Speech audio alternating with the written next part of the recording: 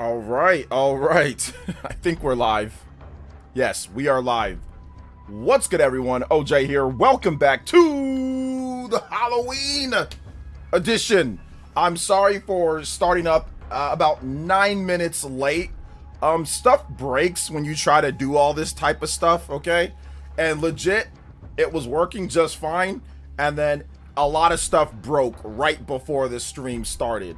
You know, so between the outfit and the stream breaking beforehand, I'm sorry about the late startup, guys. But happy Halloween for those who celebrate. I'm not a big Halloween guy, but you know, I'm here.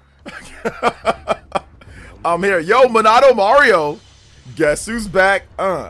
Back again. Monado's back. Tell a friend. Yo, Cyber Taurus as well with the Urubudos. Blast! Let's go. Background and costume. Hey. Happy Halloween. Happy Halloween. Thank you for the $20, Monado. Thank you for the 72 months, Monado Mario. How are you, man? It's long time no see. I hope your new job is going good. I hope you're doing good over there. I know you're in Asia somewhere, right? So I hope you're doing good, man. Thank you for the Jonan Tier pledge for 72 months.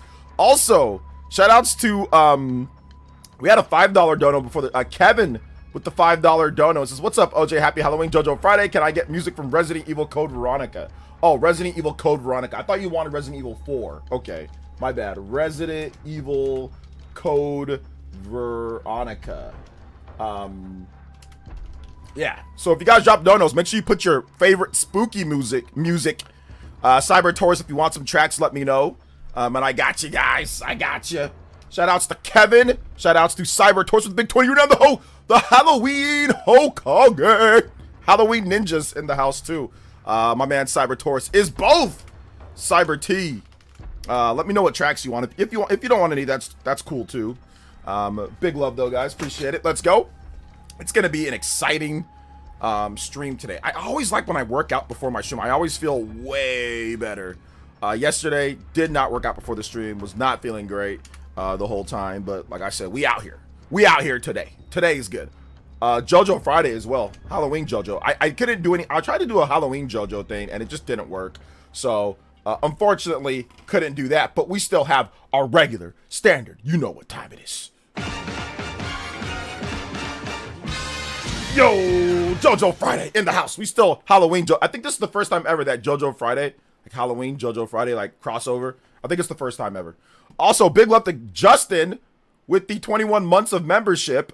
And says, yo, happy Halloween. I'm not surprised about Animal Crossing update. They did the same with Welcome Amiibo update. Yep. Absolutely. Shout out to Welcome to the stream. Hope you're doing good, Justin. Let me get the Code Veronica music here. Let's see here. Alexia Type 2. Type 2 going here. Some nice Resident Evil. Background's awesome. Yeah, shout outs to the person who made the background. I don't know that. Let me put the YouTube. It's a separate YouTube channel. So yeah, shout outs to them. They did a great job with it. Anything Castlevania? All right, Castlevania up next. Let's go. Also, Overclock in the house. We got full extensions today, boys and girls. Full extensions today. Overclock, boys and girls. Overclock Buster! Yes, sir. Yes, sir. Yes, sir. All right, we're going to hear you guys' predictions for 2026. Let's hear them, but also let me go over more shout-outs, too, for those who are here. Mustache Man, B Queen. What's good? General Zamora, Dior, like always, #1 in the hood, G. Clabbit, 9-4, JT Gamer. What's next predicted game to be switched to edition? Anybody want to take a guess? Something popular. So, I mean, take a look at, like, the best-selling games and then say, all right, maybe this. I'm thinking maybe Luigi's Mansion 3. I don't know. Maybe something like that. Yeah, I could see like Luigi's Mansion 3 being the next game. Let's see here. Elias, what's up? Jezebel early because I'm excited for the stream. Nice, let's go, Jezebel.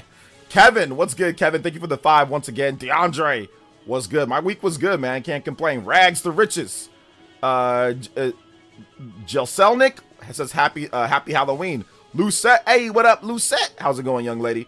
Let's hear Element Nullify. Yo, what's good? What's good, fam? What's good? Enrique, what up, Enrique? Enrique, I think that was you on Twitter. I think that's the same Enrique that won the, what's it called? The, Pokemon Legends. You got to send me an email and then verify it through there, not Twitter. So we're doing email. So if you go to my about page, just send me an email because I'm not going to do Twitter too much fake spam stuff on Twitter.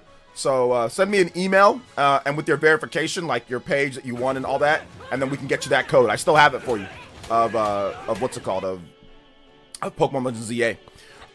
Paul with the $2 dono says prediction is GTA 6 and maybe an amiibo. Oh man, I don't know if GTA 6 is coming.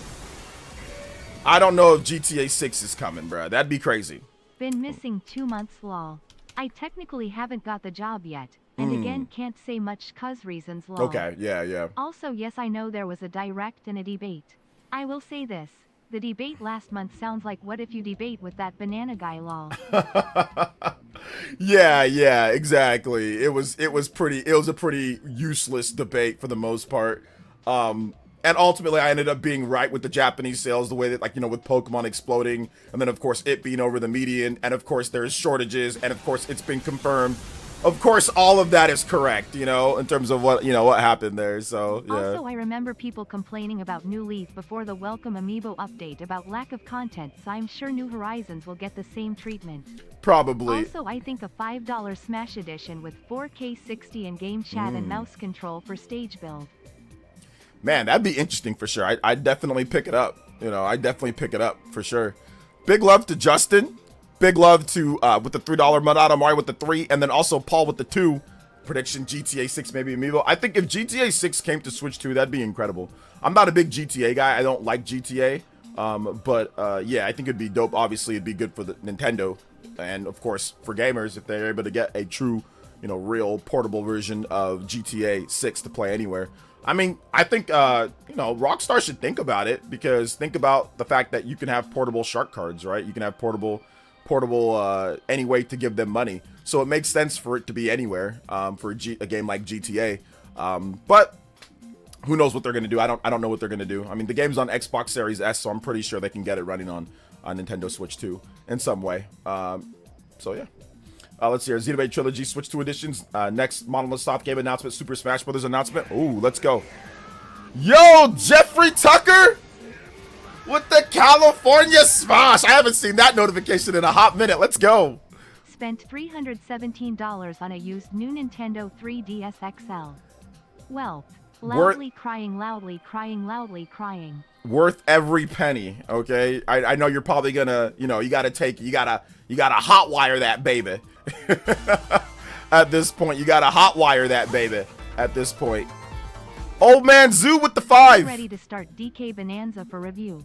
It's been a pretty good season of gaming despite being sick. Play Super Castlevania IV Ost. Stage Yes. 5 The Courtyard 2. I got 5-1.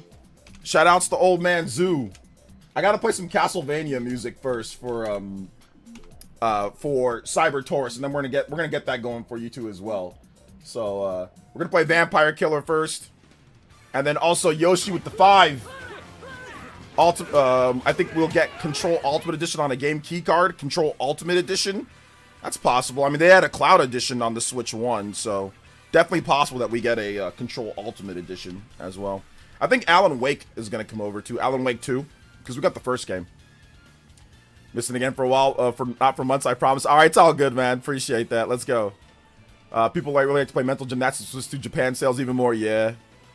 Yoshi with the 5 and says, request Luigi's Mansion remix by Kumu. Prediction, Fire Emblem 4 Genealogy of the Holy War remake. Oh, man. That's my trauma. Do not mention Fire Emblem 4 Genealogy of the Holy War. Please do not mention that. Please do not mention that game. I can't do it, man. I can't do it. So yeah, I can't do it. Oh no. Oh no. We can't do that, man. Just because I've predicted that game so many times. And it just didn't, it hasn't happened yet. So yeah, that's the reason why I'm not, you know, I'm not going to predict it. So yeah. Big love though. Also, I think somebody dropped the $5. Who was it? Oh yeah, Zoo. Let me go ahead and replay that real quick. Give me 1 second. Okay, yeah, Zoo. Gotcha. That was the 5 that went through. Okay, cool. Shout outs to Old Man Zoo. Getting ready to start DK Bonanza for review. It's been a pretty good season of gaming despite being sick. Play Super Castlevania IV Ost. Yep. Stage 5, the courtyard 2. We'll get that going. Okay, I made a mistake. That one actually played. I thought it didn't play for a second because I'm stupid. So, my bad about that, guys. We just replayed it. That's okay. We out here. Shout outs, though. Thank you for the $5 dono. $5 holla, Ninja Peach. Yo, let's go. Appreciate that, guys. Mario Kart 8 Switch 2 edition. Yo, let's go. Do it again. Mario Kart 8 Deluxe. 120 FPS. Let's go. Let's see here. Let's see. Party Man says, yo, OJ, no, you don't have a question for me, Party Man. You got to attach it. Party Man, if you're going to ask a question, attach it to a $5 dono, or I'm not answering any questions on Fire Emblem. I know what you're going to do. I already know what you're doing. No. You think the low sales of Persona 3 on Switch in Japan will impact chance of P4 remake? No, and I don't know why people keep saying that. They already know why the game key cards aren't going to sell as well. And of course, the digital version is doing just fine on the Japanese eShop, and here in the US, it's doing okay. So I don't know why people are saying late port of Persona 4 or Persona 3 somehow going to affect it. If they're going to do Persona 4 remake on Switch 2, which they are going to do Persona 4 remake on Switch 2, it's going to be based off of the sales potential of it going forward, of the system itself. It's not going to be based off of a late key card of Persona 3 that they admitted themselves that they need to patch. So no, that's not how it works. It works off of the system sales. If system sales are really good, they're going to say, okay, we can sell it because this is going to be a popular platform. If you're looking at the Japanese sales, you'd be insane not to have Persona 4 Revival on there. So it has nothing to do with Persona 3 Reload. If they're going to put it out on there, they've already been planning it. They're not looking at Persona 3 Reload and saying, uh-oh, let's see if we're going to port it. We're going to wait and see if people want it, right? That's not how businesses operate, guys. That's how people online on Twitter operate, you know? And that's how people online operate. But that's not how a business operates, because they have to plan things ahead of time. They don't wait and see with this type of stuff. Persona 4 Revival's already going.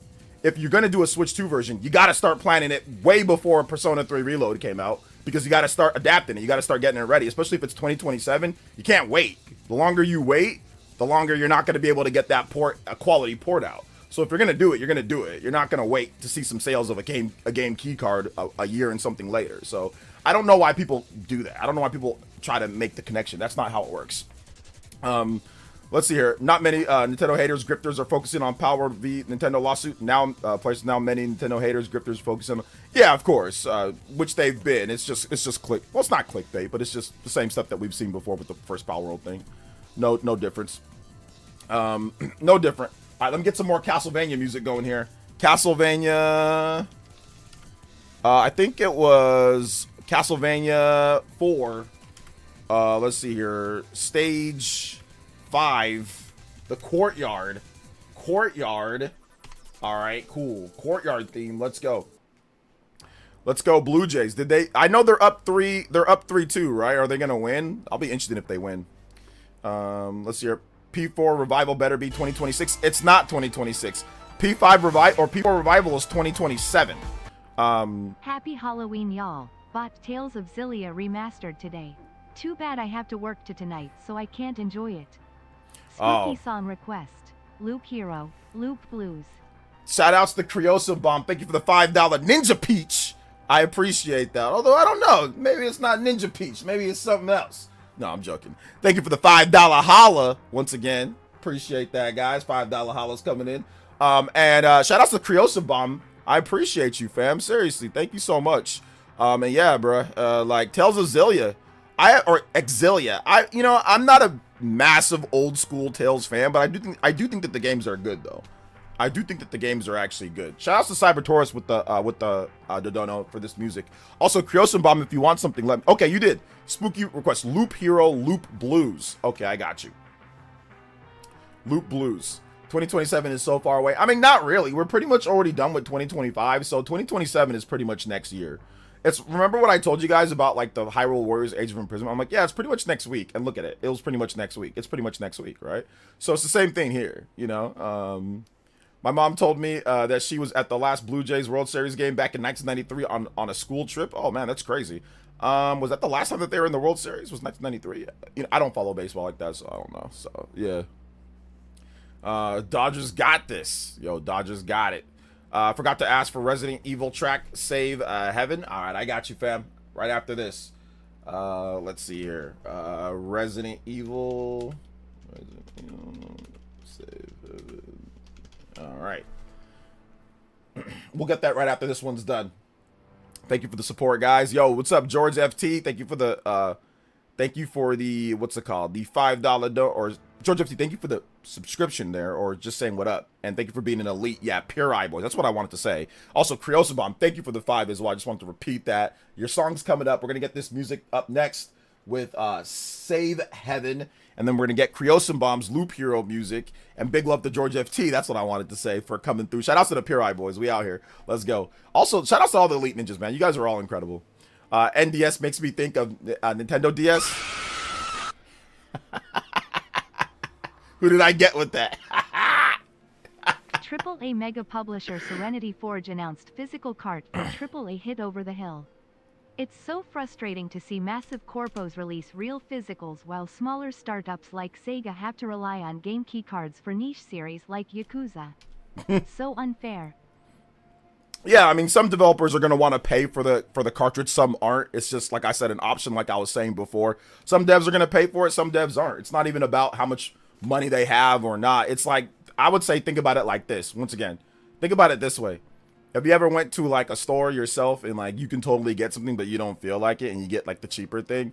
It's pretty much the same thing. You might be able to afford it, but they don't feel like it, or they don't feel like the sales potential is there to do it. Once again, I still feel that they should do it, but sometimes it's like for them, they're like, well, we don't want to have to charge, because obviously it's a bigger game. So some of these indie or smaller developers, they can sit there and say, all right, well, you know, we're going to charge $50 for it. Our game's $20, add $30 for the cartridge. So, or add like $20 for the cartridge. Whereas if it's a bigger AAA developer, I mean, if they have a game and their game's like usually like MSRP 50 or 60 or even 70, and they have to add another surcharge on top of that when it comes to the cartridge, you're looking at, you know, obviously a lot higher than that. So I think that's what the issue is there for some of them. Now, obviously some of these games are old and they could have done it, you know, overall, but yeah. Yeah, you scared me, OJ? I got you. Shout out to Cyber Touch with the 10. That, but not in the way you think. Playing Borderlands 4 and I swung around to see what I needed to shoot. I'm glad I got some of you guys. I don't know. It was supposed to work from the beginning with the first couple ones, but it didn't. So I was like, all right, hold up. Shout outs to Cybertor. Shout outs to Zoo. But no, I feel you on that one, Zoo. Like I said, but like I talked about, but what did I tell you at the beginning, Zoo? I said that as we go along with the Switch 2, more and more developers are going to get, you know, they're going to see what they're going to do. We're going to get more physical releases, like actual on cartridge potentially. So that's what's happening. We're seeing more developers see fans say that they don't like game key cards. So they're like, okay, well, we'll do this, but we'll charge more for it. So I think that that's what's going to happen maybe in the future, where you're just going to see developers say, okay, here's a Switch 2 tax, which we got with the Switch 1. A lot of times games came out, it was $50, you know, or $40 on PS4 or Xbox One or PS5, but it was like $50 or $60 on Switch 1. We got a Switch tax on Switch 1 for the cartridges as well. So it's very possible that that happens with this one too. Or like, for example, Hades 2, you know, that game is $30 digital, but physical, it's $50. So a $20 Switch 2 tax on top of that, which is a double the Switch 1 tax that we usually saw. We saw a $10 tax with Switch 1. Now it's up to $20. Okay, that actually got me. That's crazy. Yeah, small startup series like Resident Evil and Yakuza just don't have a prayer against behemoths like Order Up and Binding of Isaac. The little guys can't catch a break. Oh my gosh. Oh my gosh, that actually kind of got me though. Let's see here. Chad T. Yeah, shout out Zoo. I feel you on that one. Like I said, we'll see more though. We'll see more bigger developers also do that going forward. I think we will. Chad T with the big 30 as well. Yo, let's go. Happy Halloween. OJ, this isn't necessarily a prediction, but I'd love to see Switch 2 remake of Zelda, A Link to the Past in Echoes of Wisdom art style to start off the Zelda 40th next. Yeah, that'd be interesting for sure. Switch 2 remake of Zelda, Link to the Past in the Echoes of Wisdom art style. Yeah, that'd be interesting. I think a lot of people would actually purchase that. I mean, I think I'd probably purchase that, you know? I'd probably purchase that too, you know? Like that'd be pretty cool. So yeah, absolutely. 127 on the board. Yo, the big $30 dono coming in from Chad T. So we got a two-way tie at the top of the board between Jeffrey T, Cyber T, or no, Cyber T. Cyber T, Jeffrey T, and Chad T. We got a lot of T's. Cyber T, Jeff T, and also Chad T. Yo, we out here. The T's are taking over. It's a T takeover. Ms. T. Chad T. Let me get some more. I got to talk to some more people here in the chat. We got a 3-way tie. Oh my goodness. Yeah, 3-way on the stream. Halloween Ninja and also Halloween Hokage with 30. Anybody that's 30 or more, you can beat up my man. All of them. All of them on the top here. Let me see if I have any more music that I need to get though. I think I need the what's it called? I think it was Creosin Bomb, Loop Hero, Loop Blues, Loop Hero, Loop Blues. Shout outs, thank you guys for the donos tonight, man. I appreciate it. I appreciate the donos. The Halloween donos are. Yeah, I can't believe I got by my own dono. All right, JoJo boys in the house. Let's go. JoJo Fridays, Halloween Fridays. Let's go. Let's see here. Tea time.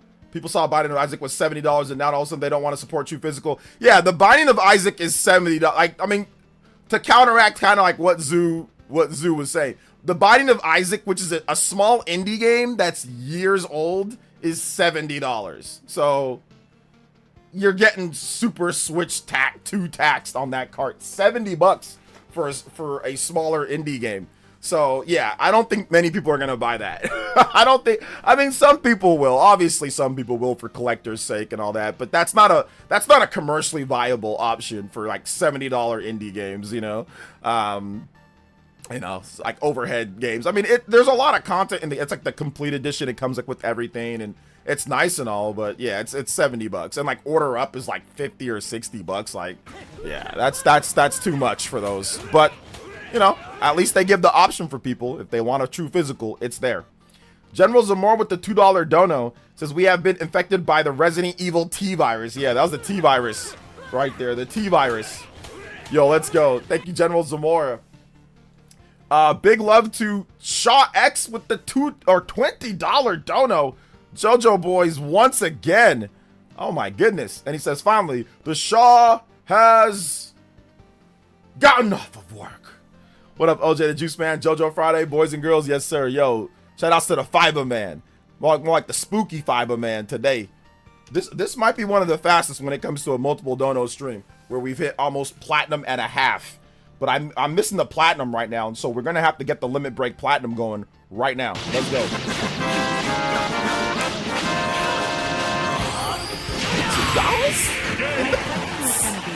How was your day? Because I care and want to make sure you are all good as a true friend. The audacity to accuse me of stooping low enough to bring up FE4 Remake, even though someone else just did. I'm appalled that my day is ruined.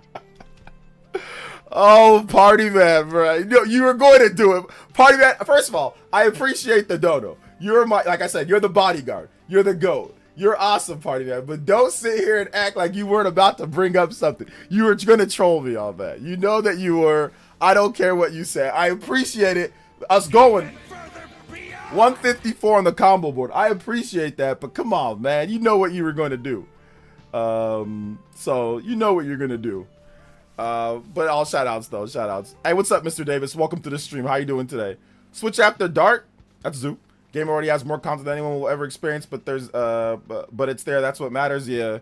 Yeah, I just don't see a lot of people dropping 70 on Binding of Isaac and 50 or 60 on Order Up and like, you know, small indie games and stuff. Like, I don't see that. I don't see that happening from a lot of people. They're gonna be like, all right, I'll just go digital on that one. Like, but like I said, at least they did a good job of, hey, look, it's there for those who want it. It's there, you know. So yeah, it is there. No, I know. Listen, Party Man, we're not going back and forth on this. We are not. Yo, Elias with the upgrade. Yo, thank you so much, man. I appreciate it. Clean hand signs. Hit the hand signs for my man Elias. Thank you for the upgrade to Jonan Tier. Hey, yo. Appreciate that, my man. 156 on the board. We are out here tonight. Let's go. Combo breaks. Best Halloween games too. If you're planning anything for Halloween for video games, or if you're doing anything, you can let me know. But also, give me your best Halloween video games. Predictions for next year. Best Halloween video games. Let's hear it all. Sorry, I'm gonna move away from the mic. Let's hear it all. Let's go. Yeah, this is Loop Hero from Loop Hero Loop Blues. Let's see here. Loop Hero Loop Blues. Hey, what's up, Paul Gale? Welcome to the stream, brother. Come on, OJ, don't be a boomer. I don't know what you're talking about, Roger. What's good though? Welcome to the stream. Welcome. I'm about to drop the 90 on the Atelier collection. Oh yeah, the Atelier collection's coming out pretty soon, huh? Like, is there like a Switch? There's a Switch 2 version of that. If that's running at 1080p 60, I might want to check that one out. I know I talked about it before, but yeah. No, I don't think there's any real physical. There's not even a game keycard release for that though, right? So, Monster Hunter Stories 3 looks pretty good. Monster Hunter Stories 3 looks pretty good. Oh yeah, it looks awesome. I gotta watch the new trailer. I haven't seen the new trailer yet. I gotta go watch it. I got to go watch the new trailer. Give me 1 second though, guys. I'll be right back. I gotta check on something real quick.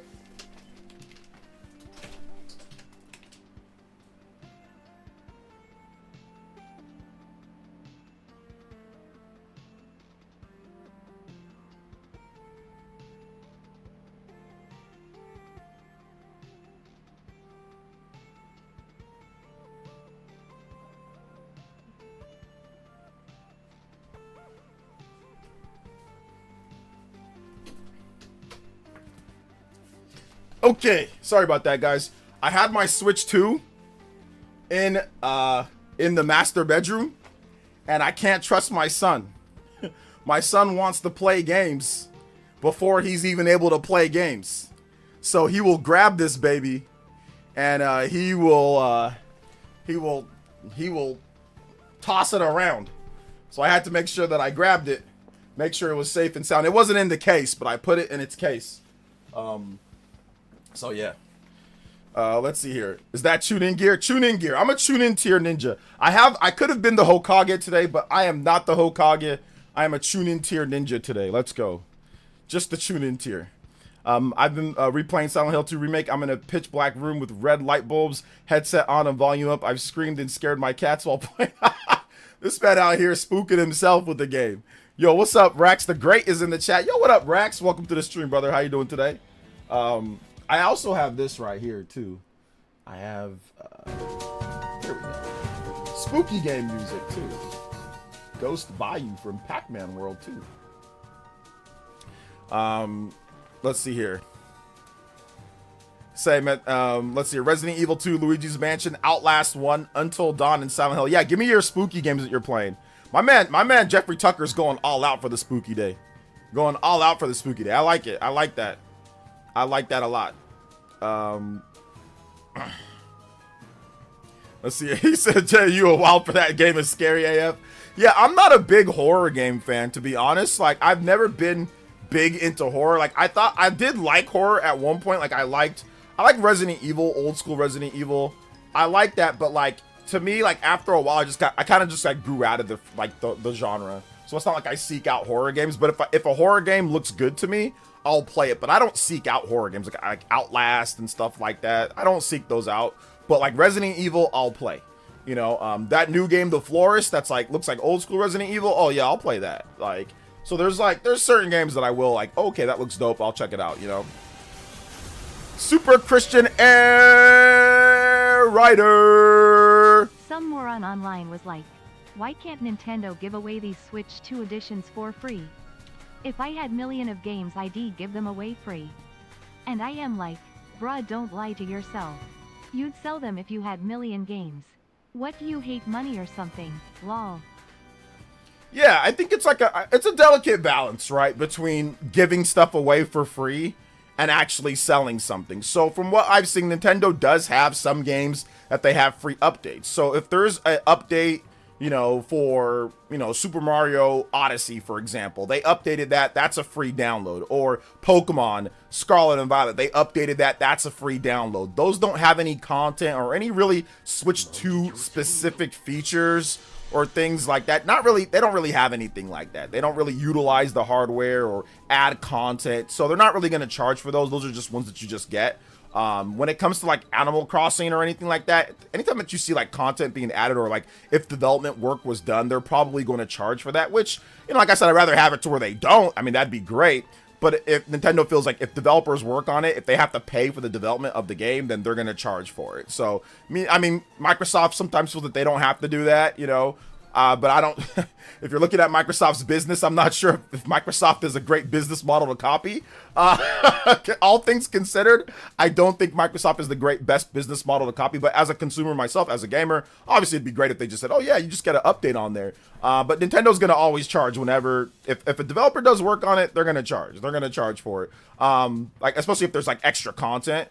But yeah, they did give away some free updates for some games. I think it was like the first like 12 games. They also had Splatoon that also got like a free update. Pikmin 4 that got like a little free update. So there's going to be some games where they say, hey, look, maybe there wasn't enough work done or it's not that big of a deal. We're not going to charge. And then there's going to be some games where they say, okay, yeah, we are going to charge, you know. So yeah, it's just one of those things to where it's gonna vary, you know. Shout out to Dingo on my 40 with the 67 months. And you are free to not buy it or get upset or not get upset. You know, it's fine too. That's also okay. It's variable price for a reason. Let's be real. PS5 did it first. Nintendo just followed the trends. Yeah, I didn't even think Nintendo would have updates. Like, I just thought they were just going to have just straight up backwards compatibility. And it plays exactly the way that it does. And then they're just gonna do new games. Like I didn't think that there would even be that. Like there would even be updates and patches for stuff. I didn't think that at all. So this one kind of caught me off guard a little bit. Shoutouts to Cyber Taurus with another $10 JOJO. Business model now that's spooky. Ghost. Yeah. So I mean, like I see people reference, well, why can't they be like Microsoft and do it for free? And it's like the company that everyone's making. Microsoft has done videos. The company that consistently can't sell hardware, the company, you know, that has to go multi-platform, that company, should they copy them? I mean, I'm not sure if that's a good way to copy, or that's a good business model to copy, but I mean, I get it though. Like, I totally get where people are coming from, because Nintendo does have some free updates for their games. Like, they do have some. And Cyber Taurus, you are now the sole Halloween Hokage with the 40 on there. Anybody has 40 more, you can type or pass it, my man. Cyber T. We still got a 3-way tie at the top of the board, though, for the Halloween Ninja. Anybody has 30 or above 30, you can beat that out. Big love, 169 on the board. We are going. Hey, yo, appreciate that, guys. Let's go. Big love to Cyber Taurus, man. Yeah, Microsoft business model, kind of spooky. Spooky, boys and girls. My son started playing Switch 1 at 2 years old, so I got him on Switch Lite by 4 years old. Completing every game I threw his way. Nice, man. He's even completed classic Mega Man X 1 through 8. There you go, man. Got him on it early. There's no way my son was gonna be able to play video games at 2. Like, there's no way. So from what I remember, I didn't play games at 2 either. I started playing games like at 3 or 4. I remember playing like Pong and stuff like that, old school back in the day. Or like Atari, like Jaguar, or not Atari Jaguar, but like Pitfall or stuff like that, like old games, like NES and things. So, but yeah, there's no way my boy was gonna be able to play stuff at 2. He's way too young. Next year though, I'm gonna start trying to ease him into it. My daughter started playing games like when she was like around 3.5 or 4, so gotta ease him in. I'm gonna ease him into it. Let's see here. The company that laid off 9,000, exactly, the company that laid off 9,000 people, you know, the company that constantly lays people off, that constantly has reshuffling, that constantly can't sell their systems, that just released $1,000 system, calls it an Xbox, can't actually play all your Xbox games unless it's play anywhere, then you have to look and see which ones are play anywhere compared to non-play any. Like, I don't know if that's the best business model to go after, but I understand, like I said, I get it. It's not like Nintendo can't afford to do it. I mean, they could, if they really wanted to, they could, you know? Plus gaming is not Microsoft's main product, but for Nintendo, it's so much, it makes sense. Yeah. They should be compensated for their time, even if you personally feel the update lacks the price of admission. I mean, the update's $5, all right, for like the, you know, like the what was it, Animal Crossing. But yeah, like I get it. You know, some people are gonna think that it's too much or think that it's not good enough for the money. Once again, you don't have to pay for it. You know, you don't have to buy it. But we do have a case of NDS that's going on based off of that. We have a new case, and this is a recurring NDS person. Yo! Unreal Christian is back! Yo, Unreal Christian! It's good to see you doing well, OJ. Yo! I was thinking of blessing you today. 2 favorite songs. Yo, let's go. Unreal Christian is one of the founding members of the Round Table. He like literally helped build the building to it. He survived the Great Ninja War. Not only did he survive the Great Ninja War, nobody was against him in that. He was definitely the he was definitely like Itachi during the Great Ninja War. He survived it, and he helped build the building too. Shout outs to Unreal Christian. You guys don't know how much this guy's helped me out when it comes to a PlayerEssence. So I appreciate you, Unreal. I hope you're doing good, man. I hope you and your girlfriend, or I don't know if she's your fiance now at this point, or your wife, but Unreal Christian, I wanted to ask you, maybe you can DM me, or maybe I can DM you. Do you know where Charity is? Because I know you guys had a little bit of a relationship in terms of like her helping you out with some of the stuff that you do on your channel. Do you have any idea where she is and if she's okay? I haven't seen or spoke to her in years, and I, you know, now that I have you here at least for a little bit, I'd love to be able to just to kind of, like I said, off air, if we can talk, or if I can just DM you maybe on Discord or something. Just to see if Charity's okay, just because it's been a while. Just want to make sure she's doing all right. So yeah. Anyway, shout outs though, Christian, Unreal Christian. All right, let's get the music here. We got Ancient Vessel. I know that's one of them. Ancient Vessel from Xenoblade. Oh, Christian, what's the other one? It's a Zelda track. I know it's a Zelda track. Spirit Temple. Spirit Temple. There we go. Spirit Temple. Ancient Vessel and Spirit Temple. There we go.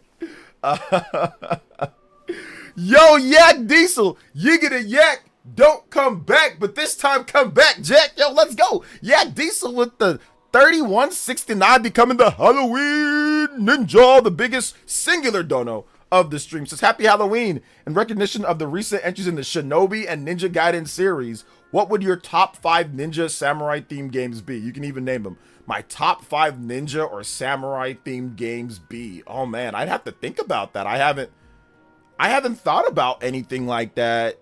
I don't know, Yak Diesel. I'm not exactly sure what it would be. People start naming some really good. I mean, obviously Ninja Gaiden, you know, old school Ninja Gaiden Black, Ninja Gaiden 2. All of those is great. I mean, Naruto Ultimate Ninja Storm 2. That was a great Naruto game before they just started doing the same thing over and over for like eternity. What else? Yeah, Shinobi's really good. Gosh, man, there's a lot of great ninja games out there. There's a lot of good ninja games. But yeah, keep them coming in terms of like the predictions. Samurai Showdown. Yeah, Samurai Showdown is not a ninja game. A samurai and a ninja are not the same thing, so you have to keep that in mind. Aries 73. That samurais and ninjas are two different types of entities in ancient Japanese lore. Or so yeah. Metal Gear Rising. That's an interesting one. Yeah, that's a pretty good one too. That's a pretty good one. Forest Temple. Yeah, there you go. Okay, not Spirit Temple. Forest Temple. That's it. Spirit Temple. Forest Temple. Forest Temple. There we go. Ocarina of Time. I don't know why I said Spirit Temple. Shout outs to Christian, Unreal Christian. Let me know about the whole thing with Charity though. Hopefully, like I said, hopefully she's okay. I hope she's doing good.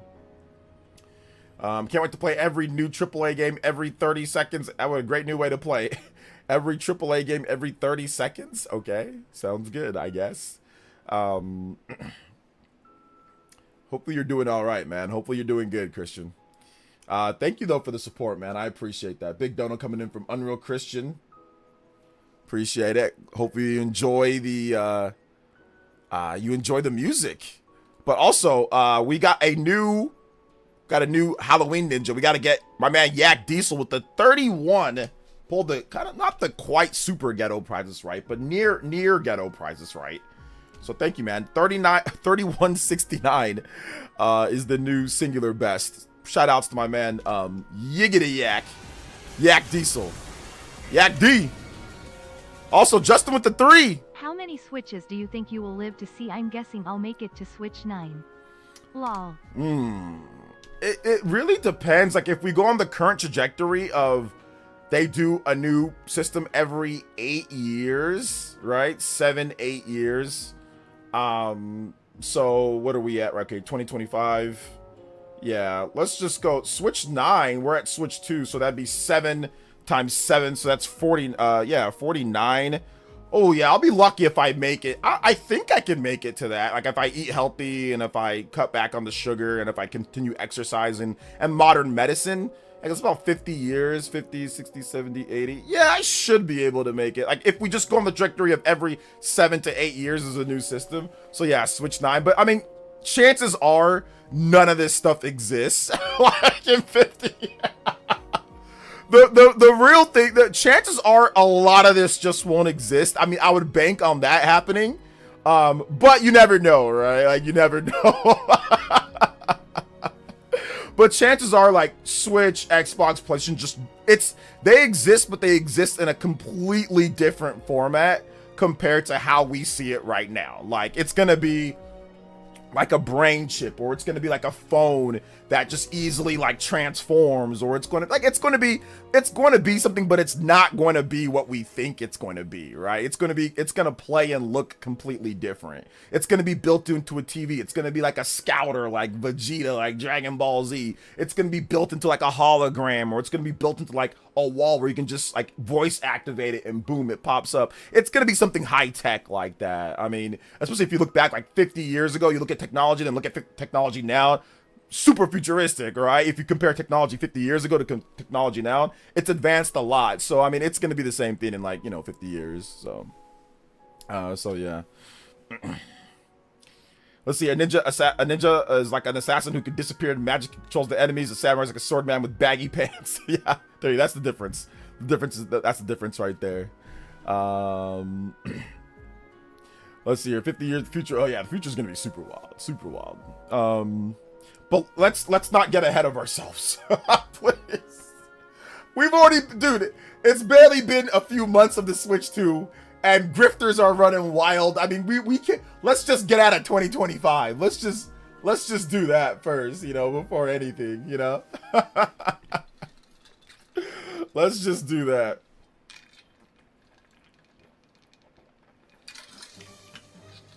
So, all right, next one up, Ocarina of Time. Forest Temple coming through. Let's go. Brain-computer interface. Yeah, man. If we're all Naruto characters, I'm definitely Shikamaru, says Shox. Hey, let's go. I like Shikamaru. Let's see. What's up, the Mango Man Juice? Welcome to the stream. And shout outs to everybody, man. 233 on the combo board. We have hit the double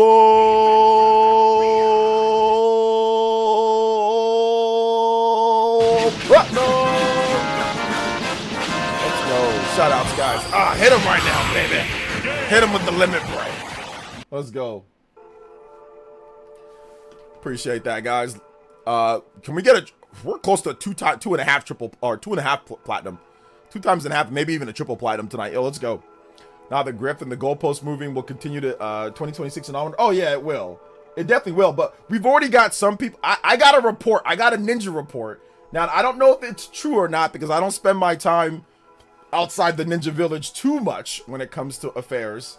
But I got word that a certain grifter, Nintendo NDS grifter, was like, I'm gonna take a step back, but maybe they're lying. They're probably lying, because that's what they like to do on their channel anyway. But yeah, we'll probably see other people rise up. It's like a Hydra, cut the head off of one, 2 other weird ones rise up. So yeah. What's up, Evelyn? Hey, shout outs to Evelyn's World. You said you liked the costume. Yeah, thank you. I appreciate your support, and I appreciate you guys being here. Let's go. Proto Mario made a post about enjoying Z8, and I kid you not, 95% of the comments are complaining about it. You're not even allowed to enjoy a game anymore. Yeah, you're not allowed. That's why I don't really talk about Legend ZA too much. And when I did mention it, I just mentioned like sales numbers, and people go ballistic on you. They start making up narratives and making up stuff. Like I said, NDS, Nintendo derangement syndrome. So once again, critique is fine. If you want to critique, you can critique it. But like when you start acting crazy, that's when it's like, okay, whoa, what's going on here, Anyway, we got a new NDS case. Shout outs to Captain Alex, man. I know he's a big fan of me. He's actually not a big fan of me. But shout outs to Captain Alex. And it was so funny. He was getting roasted on Twitter about his take with the Animal Crossing update. And it was funny. And like I said, I think this is like peak NDS in my opinion, because it's like, you don't have to exaggerate the cost. You don't have to exaggerate the cost. You don't have to make up things that aren't true. And I think that's what this guy does. Now, to give you guys a quick, rundown on things when it comes down to it, I think he did this before. Where was it? Oh gosh, I bookmarked it, but I don't know where I bookmarked it at. But yeah, I had it bookmarked somewhere. Yeah, I don't know where I had it bookmarked, but I know I had a bookmark somewhere where, yeah, he basically said it was going to be like the Wii U 2.0, this guy did. And when I called him out on that, he got really upset, which is fine. It's all good. Like, we went back and forth and he blocked me, and that's okay. But I just, like I said, this is a classic case of NDS, you know, classic case of NDS. We're in for a really long few years of here's an old game with a few new features for $70 for your $500 console. So, like, this right off the top is already, like, off. There's no need to exaggerate this, okay? So, the game is $65. It's $64.99 to be exact, all right? So, the game, it's a $5 upgrade if you want the game. 48 million people bought Animal Crossing New Horizons. So, it's not even $70. He added 5 for some reason, and that's okay. Most people already have the game. Obviously, if you want to buy it separately, if you want to buy it on a cart, you can. But if you already have the game, or if you can find the game cheaper, you can easily just buy the game cheaper, buy the game used, buy the game secondhand, and pay the $5 if you want it. Or you can just buy the outright cartridge if you want. And like I said, 48 million people already have it. Now, this is where the NDS is starting to, like, to twitch a little bit. For a $500, okay, the console's $450. Not everybody bought the 500. A lot of people bought the 500, but you get a game with it. You got Mario Kart with it. So it's not like the console by itself. You get a game with it. But anyway, it's $450, okay? So this is slight NDS, right? Slight NDS. Not, I would say the scale of NDS is like probably like a 7 or 8 out of 10, lying, exaggerating, you know, to try to make a point because you're upset or something, you know?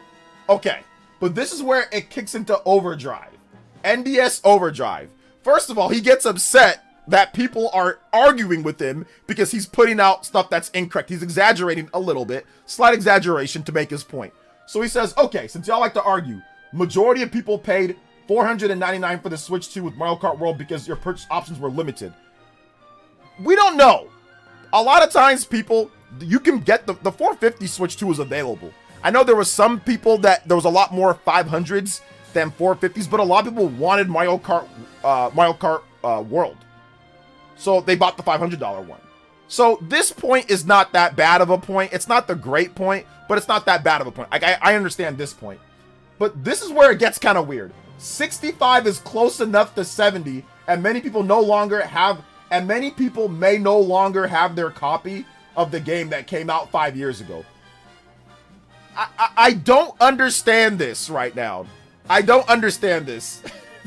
This makes no sense. 65 is not close enough to 70 to say that it's 70. 65 is 65, 70 is 70. $5 is $5, $10 is $10. $10 is not $15, $15 is not $20, $20 is not $25, and $25 is not $30. There is a difference.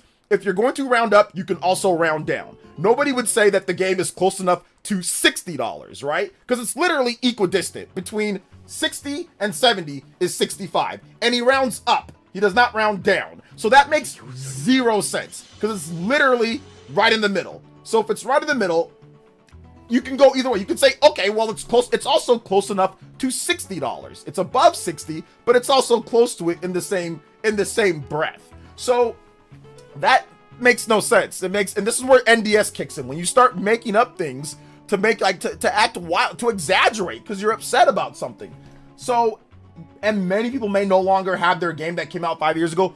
Why would many people no longer have their game that came out 5 years ago? This game sold 48 million copies. Why would I still have the game? Many of you guys still have the game. Where does he get this from? Is this game being sold back to GameStop in mass droves? Are there millions of copies of Animal Crossing flooding GameStops and flooding the secondhand market? I don't think so. A lot of people bought this game digitally. It is stuck on whatever profile that they got it, because it was in the COVID pandemic. So people were buying this game digitally like crazy. And this is the type of stuff, this is what NDS does to you. This is exactly what NDS does to you. It makes you not think rationally. Animal Crossing has a extremely high digital percentage of sales. I would almost say maybe 50% plus. Like I said, I can't prove it overall, but a lot of the sales are digital because this game was in the COVID pandemic and after the COVID pandemic. It was right in the heart of COVID. People just bought this game digitally, you know?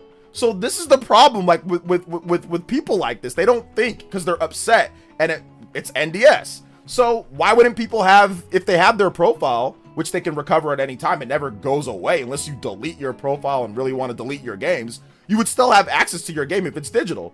And if you had a physical copy, you'd probably still have access to that because it's a physical copy. What happened to it? So weird, just weird derangement on that one. And then says Kirby, and this is probably the just an outright lie.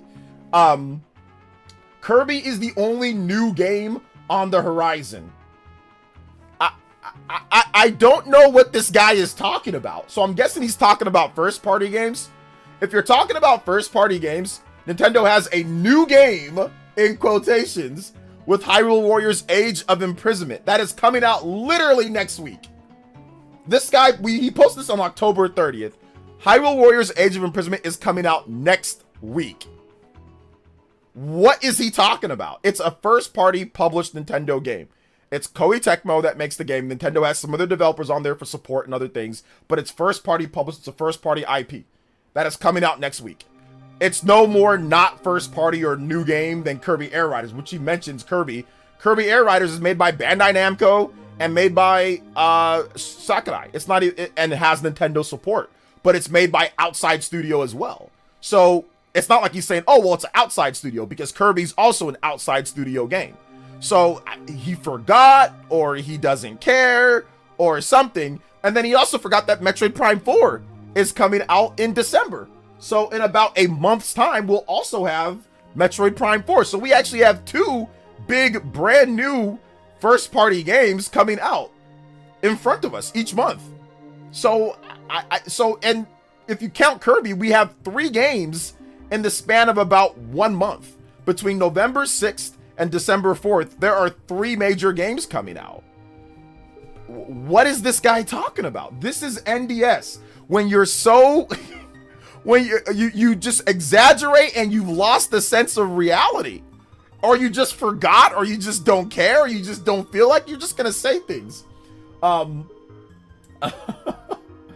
So anyway, but then he says, to each their own, it's not that serious. None of y'all, it's not that serious. Well, when you start lying like this, it becomes a little bit serious for people. Like when you start flat out lying, Kirby is the only new game on the horizon.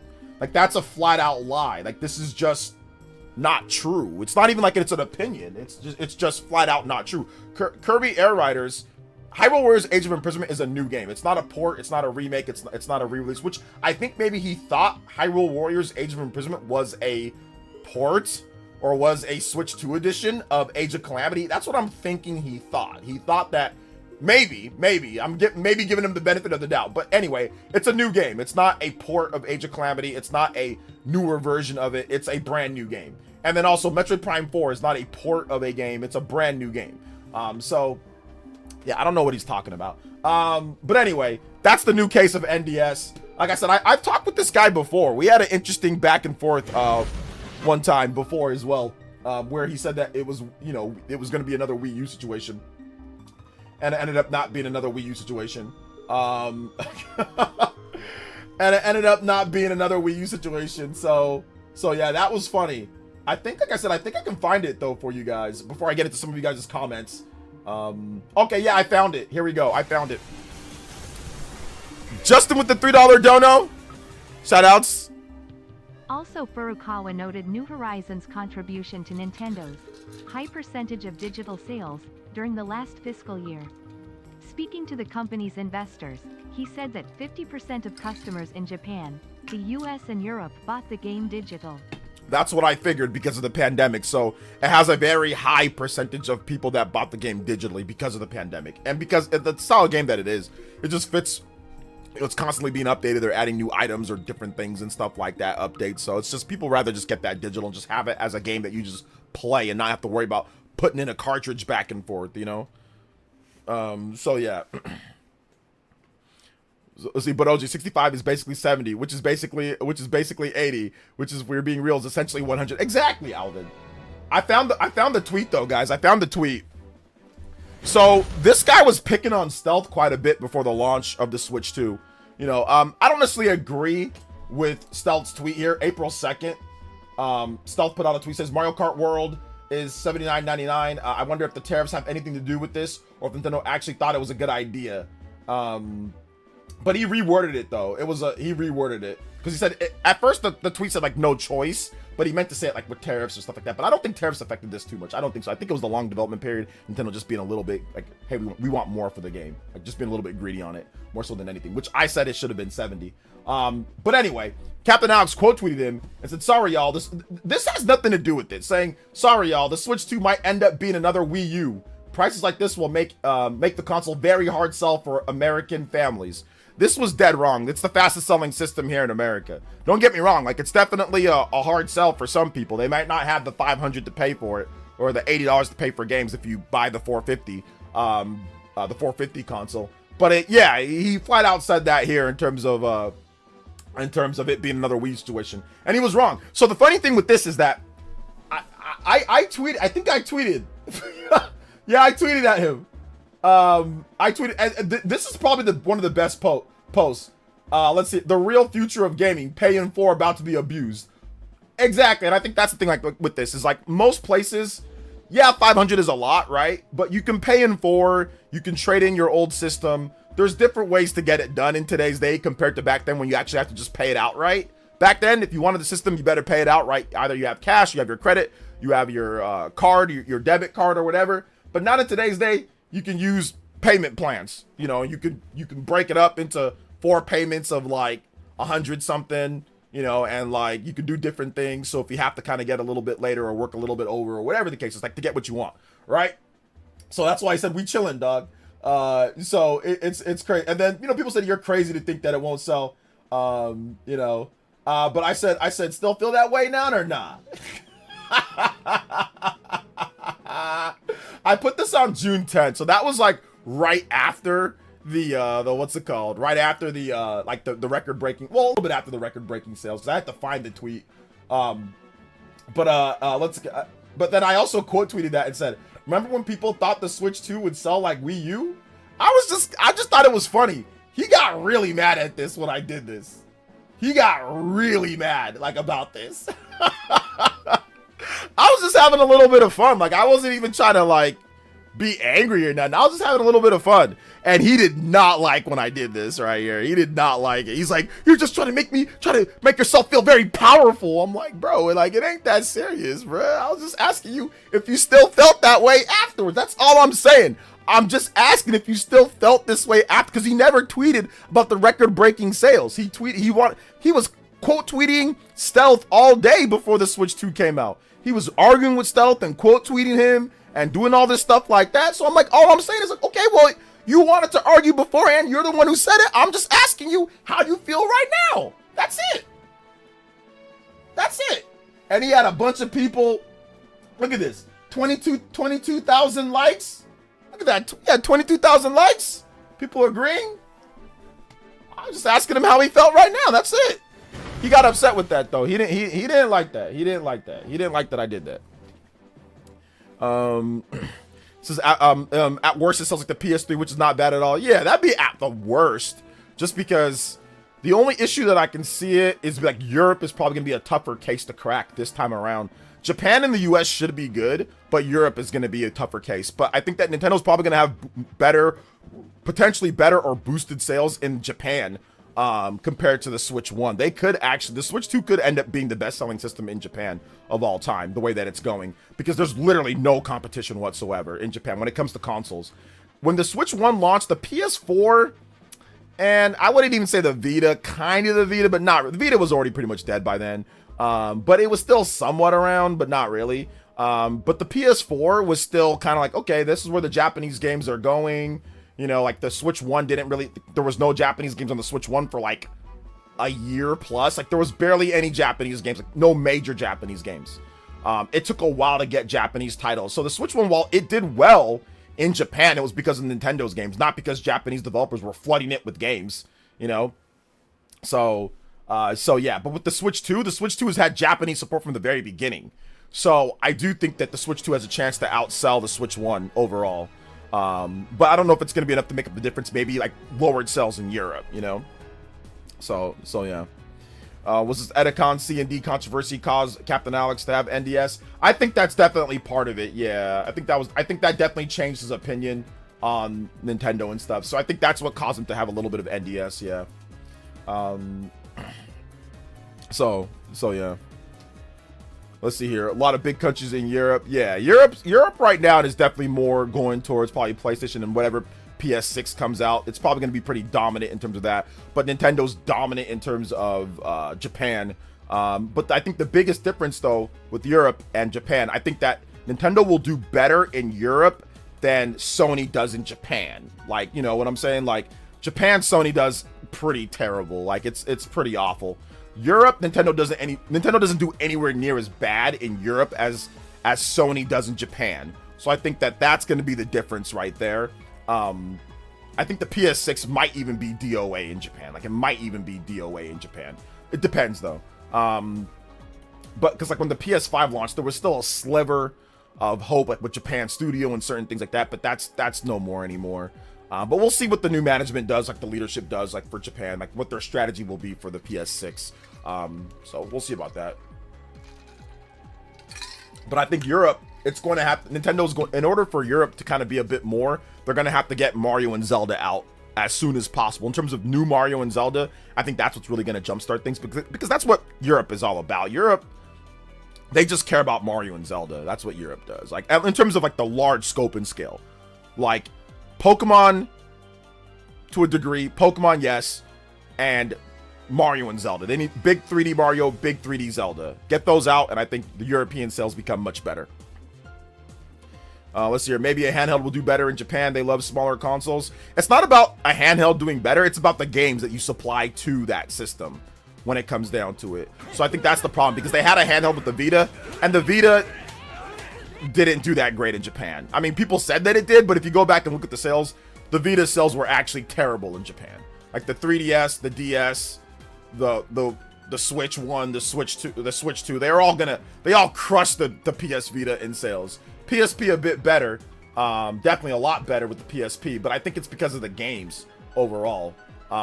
So I think that's going to be the main issue, is like, what games are they going to bring to the platform that's actually going to make it to where people get excited to play it. The reason why Nintendo Switch 1 and Switch 2 does well is because Nintendo has the games that people want to buy in order to sell the system in Japan. It's not just because it's a portable, it's because they have the games. So what games will Sony bring to the system? First-party games that will get Japanese gamers excited to buy the system. Because, I mean, third-party games, yeah, that's gonna be great, but you need first-party games to sell the system. Like, they're gonna need that, and I'm not sure what Sony has first-party wise that can truly sell a handheld in Japan. So we'll see about that. Let's see here. Shout outs to Dan Lee with the $5 dono. This is much love, ninjas. What's your favorite Halloween candy? Also, shout outs to Silent Hill 2. My favorite Halloween candy is definitely a Twix, a Snickers, or yeah, a Twix or a Snickers or something sour. Some type of sour candy for sure. Some type of sour candy. So yeah. Let's see. PS6 handle will be the new Switch 2 killer. Yes, it's gonna take it out. I don't know what they're gonna do for the handheld for Sony. I mean, we've heard about the rumors with the handheld for Sony. I want to see how it's actually made and what they do. Like, I don't know if it's going to be able to do PS6 games plus PS4 and PS5. That's going to be, from a technological standpoint, very difficult to do. So I'm thinking what I'm thinking is that it's going to be able to do PS5 games and PS4 games, and it's going to be able to stream PS6 games from your console, almost like a portal. So that's what I'm guessing they're going to do with the PS6 handheld. But then if they're going to have a PS6 console as well, I mean, that's a lot of hardware. And I don't know. I just don't see people spending, you know, $500 or $600 on a handheld, and also $500 $600 on a home console as well. I mean, I don't see that being a tandem, you know, in terms of what a lot of people do. Yeah, the hardest core Sony fans, absolutely. Will I buy it if I can play PS5 and PS4 games portable, like my library, or games that, or PS6 games like later, like, and if it's like good streaming, or if it's like good, like certain games you can download, I'll definitely pick that up. That's definitely something that I'll be interested in.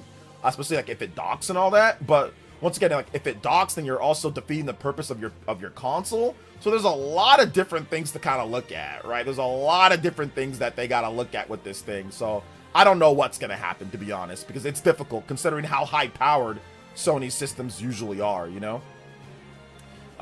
Dan Lee with another $2 donut says, let's get some Alan Wake music. All right, I got you. Alan Wake. Let's go. Alan Wake. Alan Wake 2 music. Let's go, man. Hey, what's up, Dosh? Welcome to the stream, brother. How you doing today? Frozen. Okay, Frozen Reese's Pieces is fantastic. That is that's also really good. That's also really, really, really good. Night Springs from Alan Wake 2. Let's go.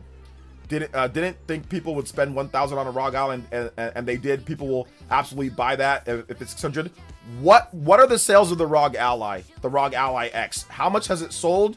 What's the sales numbers on that? Do you have the sales numbers, MJ Anime? Because you said people absolutely did. So what are the sales numbers then? Go ahead. Because the Switch 2 sold 3.5 million in 3 days, and the ROG Ally's now been out for a couple weeks now, and there's been no sales announcement from Microsoft. So go ahead and let me know what were the sales on that, since so many people bought it. Let me hear it. Let me hear it. You got the numbers? Let's see here. Vita should have been a slam dunk. They had followed it up like they did with the PSP, like support, SD cards, etc. It was unfavorable screw up. Yeah, it should have been, maybe. Yeah. I like Mars bars and cookies and cream bars. Let's go. The only way Sony makes a portable that sells in Japan is if they make one collaborating with Nintendo. Well, I mean, that would sell. The new PlayStation, what's it called? The new Nintendo PlayStation. So yeah, I saw DF video. Sony released lower power model of the PS5, and all the games look pretty much run the same, but at 30 FPS. I think they're getting ready for the handheld, testing it out. Maybe. I don't know the numbers, but I checked last week just to be nosy, and it was sold out. Okay, so let me ask you a question. I'll ask you another question. All right, so I have this, right? Let's say this costs $1,000, and let's say I have 45 of them, okay? And then let's say I also have this right here, okay? And I have 5 million of these, and I sell 4 million of these, and I sell, let's just say, 50 of these. And this is 1,000, and this is like $400. Yeah, I sell 4 million of these, and I sell maybe 50 to 100 of these. And I say, oh, I'm sold out. But this one's not sold out. Which one sold better? Which one did actually good? Which one actually did good? Because that's what we're seeing right now. What we're seeing right now is that you're seeing a very low shipping count, a very low stock count. The hardcore go out there and buy it. It's sold out. But they didn't say how much they actually shipped. We don't know how much they actually sold. Anything can sell out. Bandai Namco sold out a Dragon Ball Xenoverse when it comes to Dragon Ball Xenoverse on the Nintendo Switch 1 in Japan. And then you look at the Japanese sales, they sold 25,000 copies. But they're like, we're sold out. Yeah, because they didn't think anybody would buy it, and they sold through all their stock. That does not mean that millions upon millions of people are buying Dragon Ball Xenoverse on Switch 2 or on Switch 1 when that came out. All it meant was that their prediction, which was very low, it sold out that initial stock. So you're being smixed by content creators and by people on Twitter that are saying sold out equals sells more. It kind of happens right now with the Switch 1. Oh, Switch 2. I can still see the Switch 2s on store shelves. They're not sold out. It's still selling though. They're still selling because they actually have stock, so they're selling through the stock, you know? So I think that's the problem right now at MJ Anime. You're getting smixed by content creators. You're getting smixed. But as somebody who's done business, who's been in the business world, trust me, if you don't know the allocation of stock, you can't sit here and say everyone's gonna buy this because they sold 10,000 units, which that might be how much they had, or they sold 20,000 or 30,000 or even up to 100,000 units. That's still a very small number when you're talking about console sales and how many people are gonna buy something. That's not that big of a number, you know?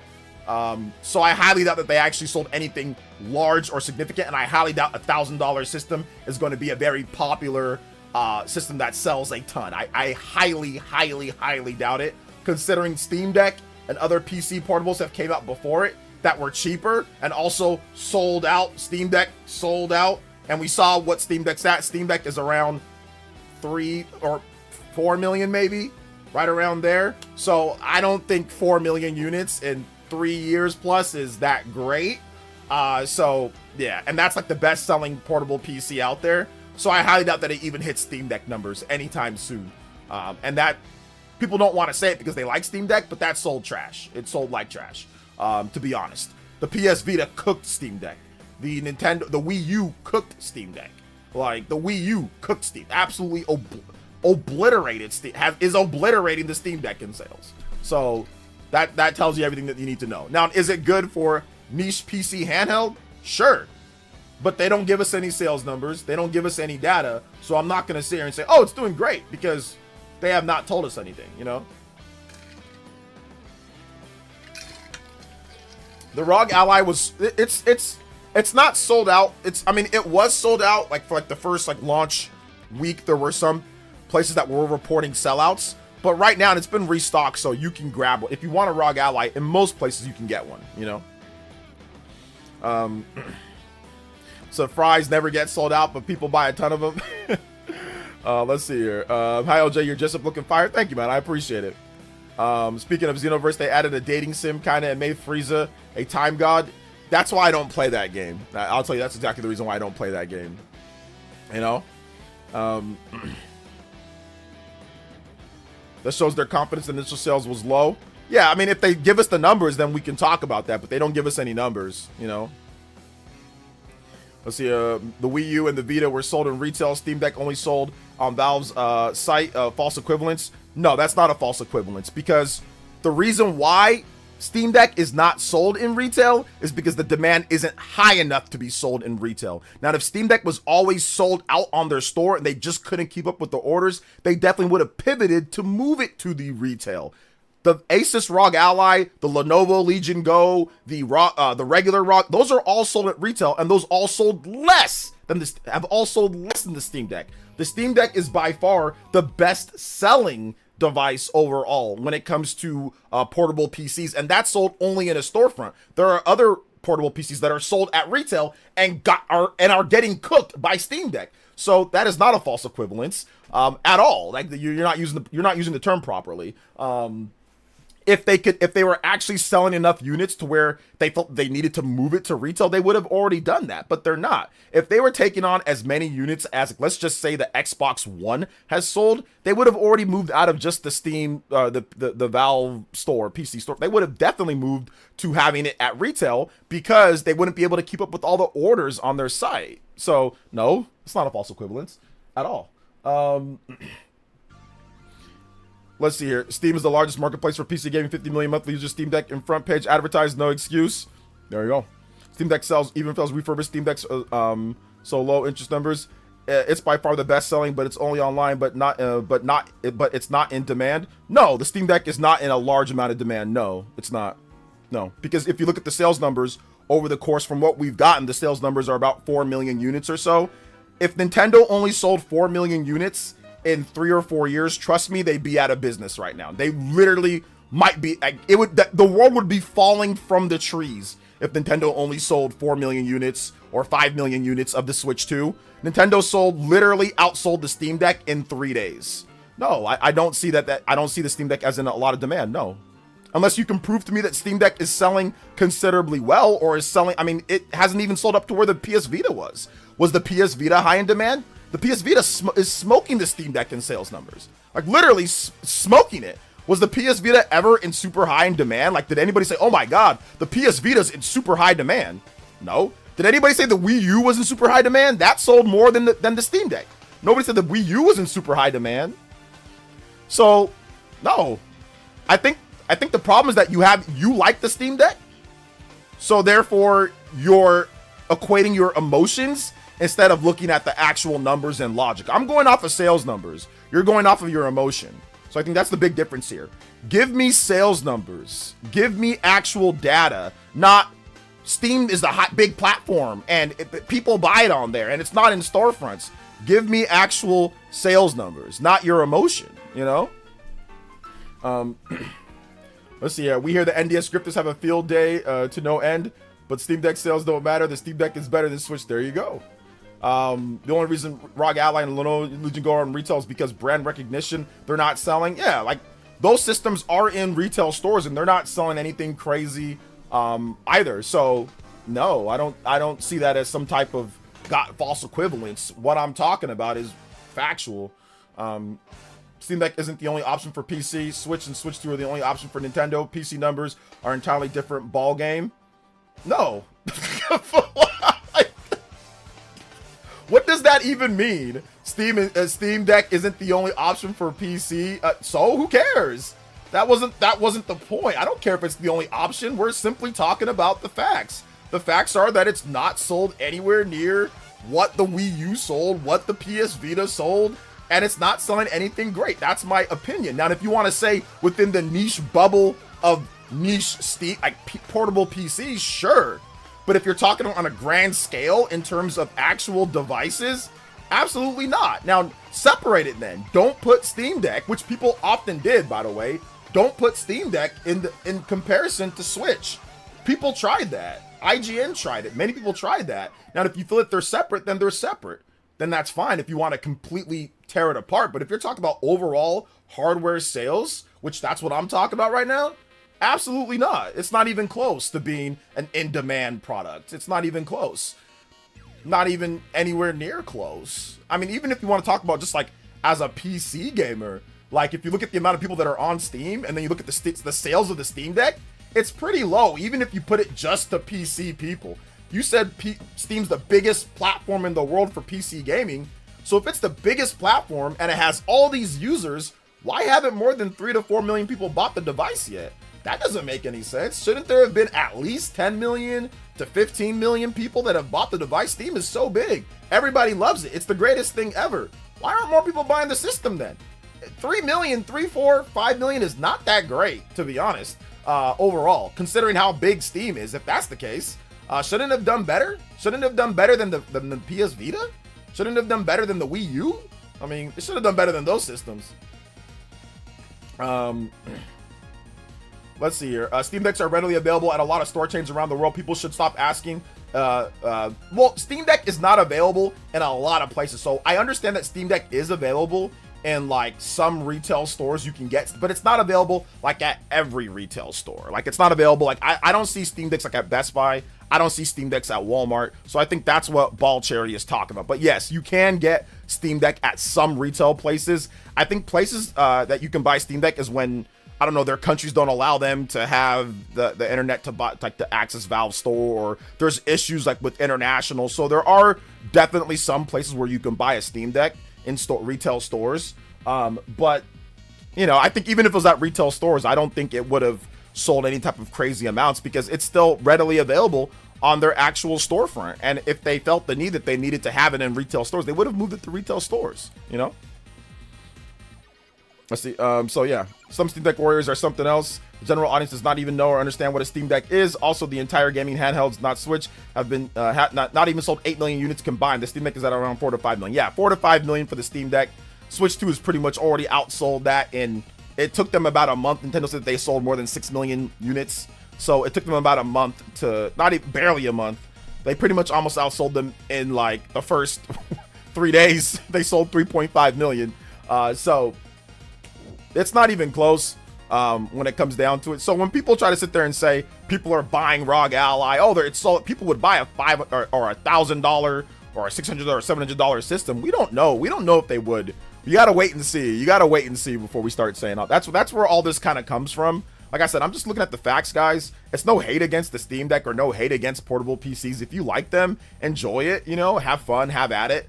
It's great for whatever it is, you know. But let's just be real with the numbers here. Let's not put our own emotions into it. Let's talk about the actual numbers. The numbers aren't great. That's why they don't announce the numbers. Let me ask you guys another question here. If Valve sold, let's just say Valve sold 70 million Steam Decks. Do you really think they wouldn't announce the numbers? Let's just say from 2021, is that when the Steam Deck came out, or 2022? Let's just hypothetically say Valve has sold 70 million Steam Decks. Do you think they would have announced the numbers or not? Just anybody in the chat. If they sold 70 million in 3 years or something like that, you don't think they would have said something? You don't think they would have mentioned, like, oh, we've sold so much? I find it very hard to believe that if Steam Deck, or not even just Valve, ROG Ally, Asus, Lenovo, if any of these systems sold at a pace of an actual Switch 1 or a console or a PS5, you don't think they would have said something? You don't think they would have talked about it? Of course they would have mentioned it.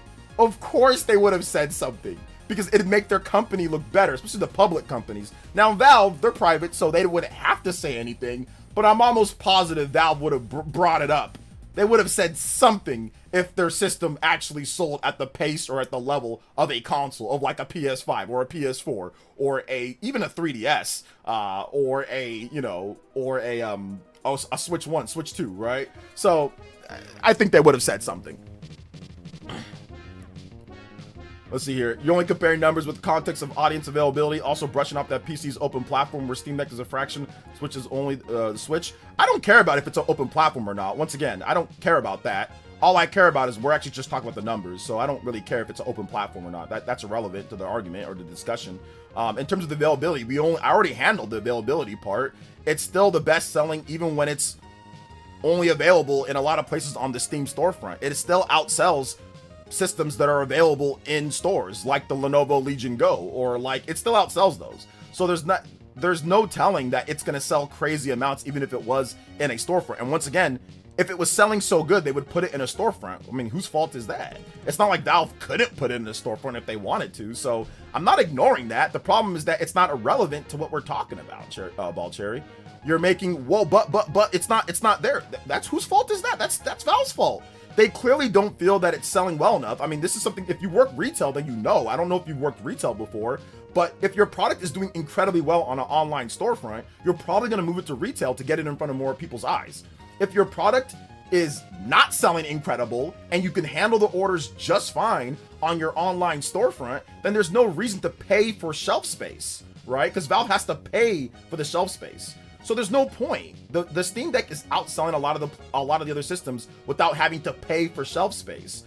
ROG Ally, Lenovo, they're all paying for shelf space, and those systems aren't selling anything crazy. They're probably splitting even, or they're probably around what they're, I don't think they're making huge losses, but that's how retail works. It's not just like, you just don't do it for free.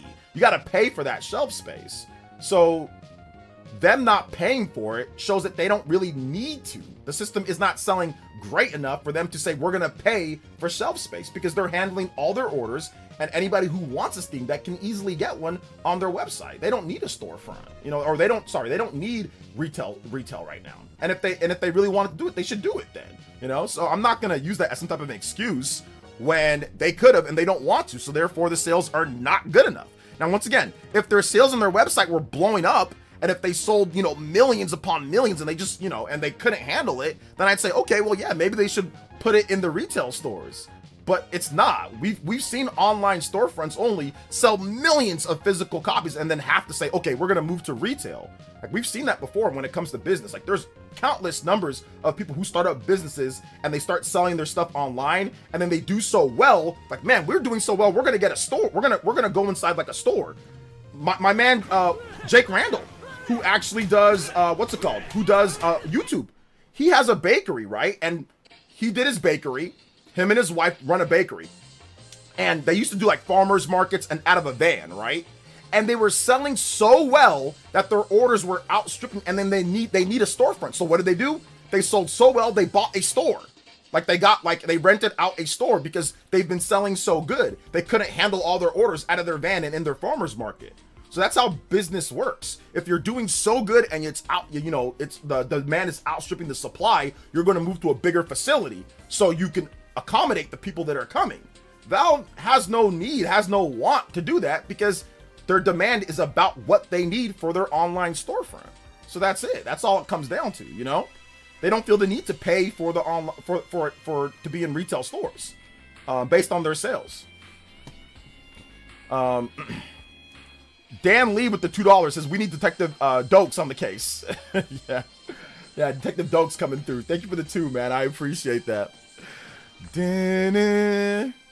Yeah, shout outs to Jake Randall. I mean, him and his wife, they're doing fantastic, Portable PCs gave options because they came out each year. if the Steam Deck had exclusive games built for it, I'd actually get one again. Yeah, I mean, it doesn't. I mean, if the Steam Deck actually had like great exclusive games built for it, I'd definitely be more excited to maybe pick one up again. Or I probably would have never sold mine, you know? Probably would have never sold mine if it did.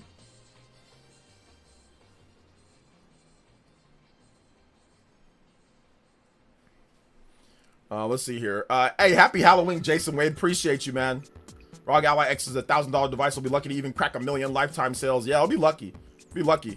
It is relevant. LOL. Nintendo is the only way to play Nintendo, while Steam Deck is one of many options to play PC. That context. And like I said before, that's not Nintendo's problem. That's not relevant to what we're talking about now at this point. That's not relevant. Valve is the one that doesn't want to make games and exclusives that you can only play on your Steam Deck. They don't want to do that, so therefore they're not reaping the benefits of being able to sell like Nintendo or sell like before. So that's not relevant to what we're talking about.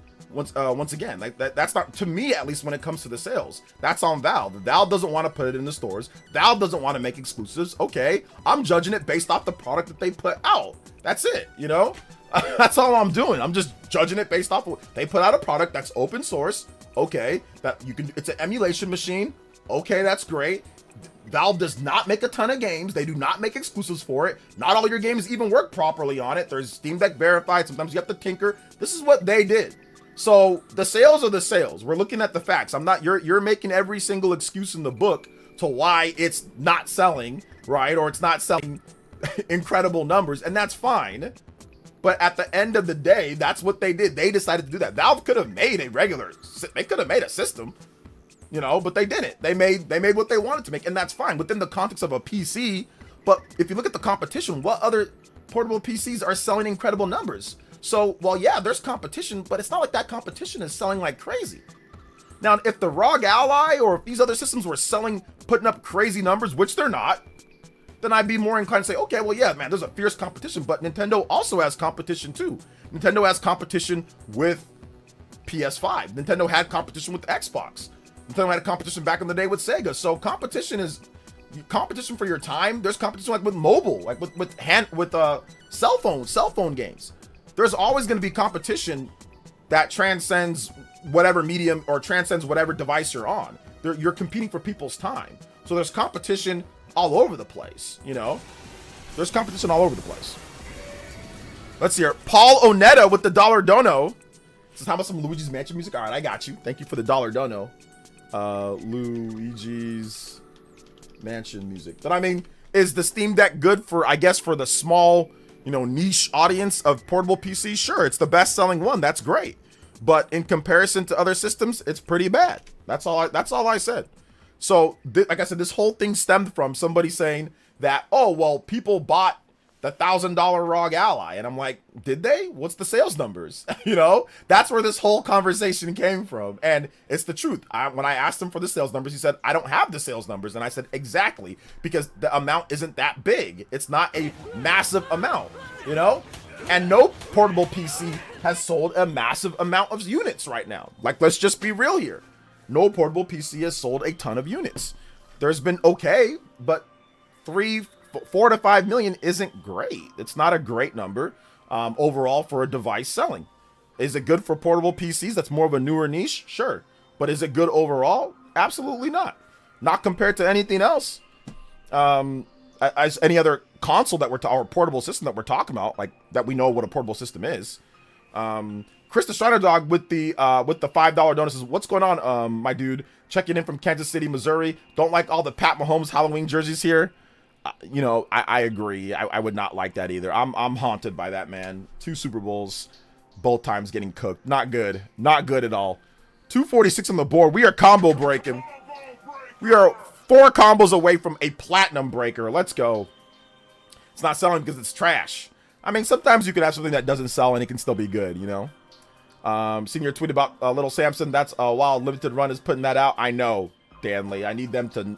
I need to sabotage that game coming out. Steam Deck is not a console or a closed system. It's a PC, so there's so it will not be exclusive. So Valve could put out games that are specifically built for Steam Deck, like the Steam Deck verification system, but go a little bit step further. Like say, hey, this game was built with Steam Deck completely in mind. Valve doesn't do that either. So like they don't do that really at all. So that's what I meant, like games built specifically for Steam Deck, like, with the specs of Steam Deck in mind, because Steam Deck, like you said, it's a PC, and like your games, how they play on like your PC, it's going to be different depending, unless the developer optimizes it, which that even sometimes sketchy. It's gonna vary your enjoyment and what happens, right? So Valve, if they built games specifically targeting the specs of the Steam Deck in mind, I think that would be very, very interesting, but they don't. And a lot of other developers don't really either, because it's PC, so they don't, and there's not enough people who even have the Steam Deck. Now, if the Steam Deck is sold 50 million, oh my gosh, you'd probably see a lot more people making, hey, this is for Steam Deck, really. You can play it on your PC, but this is really for Steam Deck, you know? But that's not the case. Not enough people have it for developers to even care like that. That's why a lot of times half your library might not even be Steam Deck verified. How many times have you seen a game and there's no Steam Deck verification on that game? So, yeah.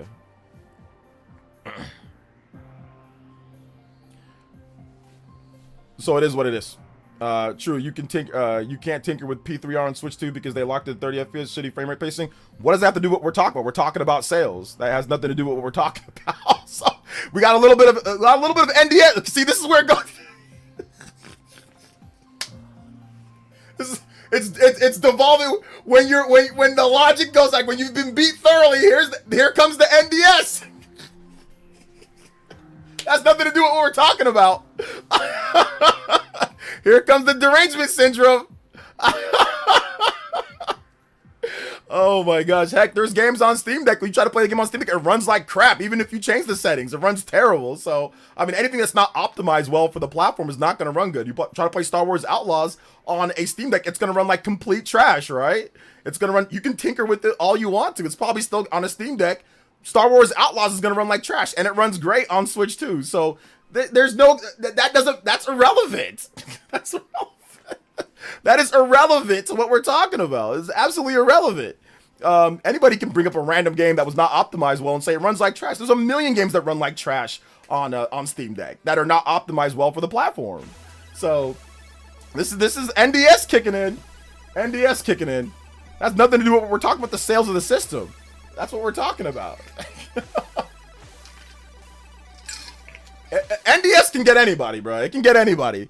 Like when you've been cooked so thoroughly that you got to resort to, well, let me point out one game that runs like Steam Deck. It's better. Who cares? Nobody said that the Steam Deck isn't like a good device for that. That's not part of the discussion. Nobody said that. Like, nobody's attacking your Steam Deck. Nobody's attacking it. If you like it, enjoy your games. Nobody's saying that. I'm simply saying the sales are ass compared to Switch 2. That's it. Because people were talking about how a system would sell. And somebody simply said that that $1,000 system is selling. And I said, no, it's not. That's all it is. It's not based on how good quality the games are or what you can tinker with. Tinker away, Tinkerbell. I honestly do not care. That is not relevant. Enjoy. I had a Steam Deck for a year plus. It's great when you can tinker with it. I played Persona 3 Reload on there. I didn't buy Persona 3 Reload on the Switch 2, you know, because, yeah, it's not great. So it's not like I'm sitting here trying to defend Switch 2 on stuff like that. No, I didn't buy it. They need to fix it up first, or they need to get it at 60 or whatever. They need to optimize it better. But I got Star Wars Outlaws. That runs great. You know, so that's not what I'm talking about. I'm not talking about that. That's not part of the conversation. You know, Star Wars Outlaws on Steam Deck runs like Star Wars Outlaws on the Steam Deck runs like a slideshow. Should it run like a slideshow? No, it shouldn't. If they optimized it for Steam Deck, it shouldn't run like a slideshow. So,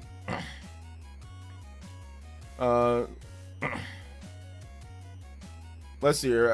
I was young. Life moving fast. And instead, my Xbox got PS3, which it just launched. Hey, there you go, Aotro. ROG Ally X was selling. Xbox would be shouting. Xbox would probably say, if it was selling good, like if they sold like 3 million units at the beginning, I think Xbox would have said something. But I doubt that $1,000 system is doing any type of crazy numbers, you know. Shout out to my Tune In Tier jacket, though. You guys see this jacket? This is an authentic Tune In Tier jacket. I got this Tune In Tier jacket. I think I bought this in 2007. They don't make clothes like they used to. I bought this in 2007. So this is like, how many years old? This is like nearly 20 years old. I'm pretty sure I bought this in like, yeah, 2007 or 2008. So this is going on 20 years old. This jacket, this Chunin tier jacket, it's got like authentic little like things like where you can put in like ninja tools and stuff like that. So yeah, I bought this 20 years ago. Can you guys believe that? That's crazy. I bought this headband like 20 years ago as well too. I bought them at the same time. The crazy thing is I used to actually just like walk around like with, well, no, not wearing this, but wearing this sometimes. Not even like Halloween. I just would walk around wearing it, like going places. Man, I have a deck. It ain't nothing special. I'm sure you had a fun imagine GOG comes out with the console and launch a game in The Witcher 4 Cyberpunk sequel. It'll sell like hotcakes. Like, I don't think it'd sell like hotcakes with those two games. I don't think so, personally. But I guess within like the smaller PC niche realm, sure, maybe, you know, maybe. But I'm not sure if it's all like good, like overall. Steam Deck hardware is pretty dated at this point. I mean, I think the hardware is still good. For PC terms, yeah, it's dated, but I think it's still not bad hardware overall for like a hybrid, you know? Let's see here. Persona 3 Reload thing sold on Switch 2 is sold specifically for Switch 2 and unoptimized. That's the difference.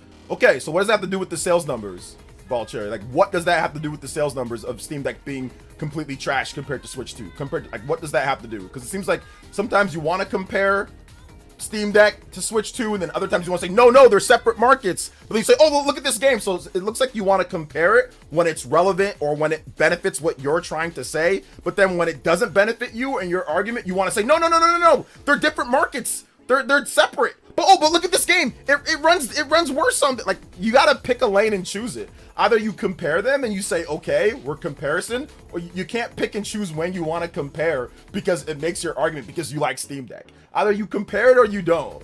Like, like I said, I can easily take Star Wars Outlaws and say Star Wars Outlaws runs like trash on there. And no, they already admitted that they literally rushed the version of Persona 3. It was not made specifically for it. They literally take a port and they ported it over as quick as possible and said, we're gonna patch it over time. They said, we're trying to rush to get it out. So they didn't even take the time to really truly optimize it like they should have truly optimized it. So no, it wasn't made specifically for it. I mean, it was ported over, but it's not like they made it like Cyberpunk did, or it's not like they made it like Star Wars Outlaws, where they actually took the time. They even admitted that they rushed it out and that they're gonna patch it over time. So no, like, that's not even 100% true what you're saying. But even so, what does that have to do with the sales numbers that we were talking about? We were talking about the sales. That has nothing to do with the sales numbers of what's it called? Of the Steam Deck versus the Switch 2, or if people are gonna buy portable PC. Like, what does that have to do with anything? It's irrelevant. It's literally irrelevant. So I don't get it. I do not understand why that's even relevant in this case. So yeah. Says you're the at this point, Ballcherry, I think that you're trolling me, and I'm just gonna ignore what you're saying because you said you're the only one talking about sales, buddy. No. What?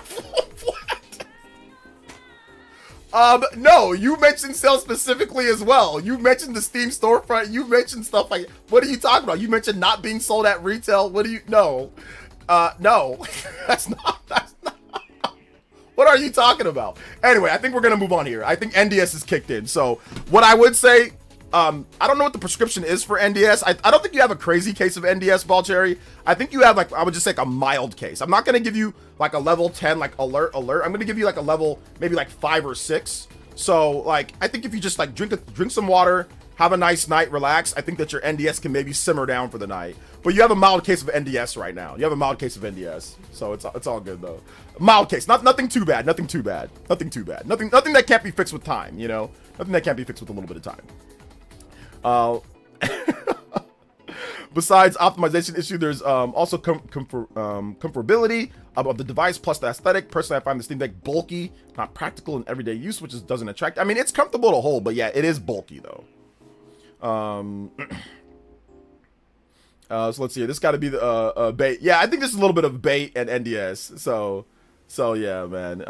So yeah, I don't know. They're trying to pivot because they got cooked on the sales numbers, so they're trying to pivot to Persona 3 Reload for some reason, and now they're trying to damage control why Persona 3 or why Star Wars Outlaws doesn't run good on the Steam Deck, you know, but runs good on Switch too. Like, I don't know what they're trying to do, but it's irrelevant. I don't know why, but hey, have fun with your Steam Deck. Have fun with it. Good luck. Have fun. Let's see here. S-Class Hokage, OJ in the village. Yo, let's go. Shout outs. So yeah. I have no idea. I have no idea why they're bringing up Persona 3 Reloaded. Why does it even matter at this point? It was irrelevant to our conversation, so I don't get it. But hey, it's all good. It is all good. Now, let's see here. You're just like I said. I think that it's a wounded Steam Decker. Like I said, you can't tell nothing. The hardcore Steam Deck people, you can't tell them nothing. You cannot tell these people anything, even when it's like factual and logical. They're like I said, Gaben is all in there. You know what I'm saying? Gaben is all in there. So yeah. Let's see here. No, I think that you're trolling because you literally are saying things that are relevant to the original conversation. You said that I'm only talking about sales. That's not true.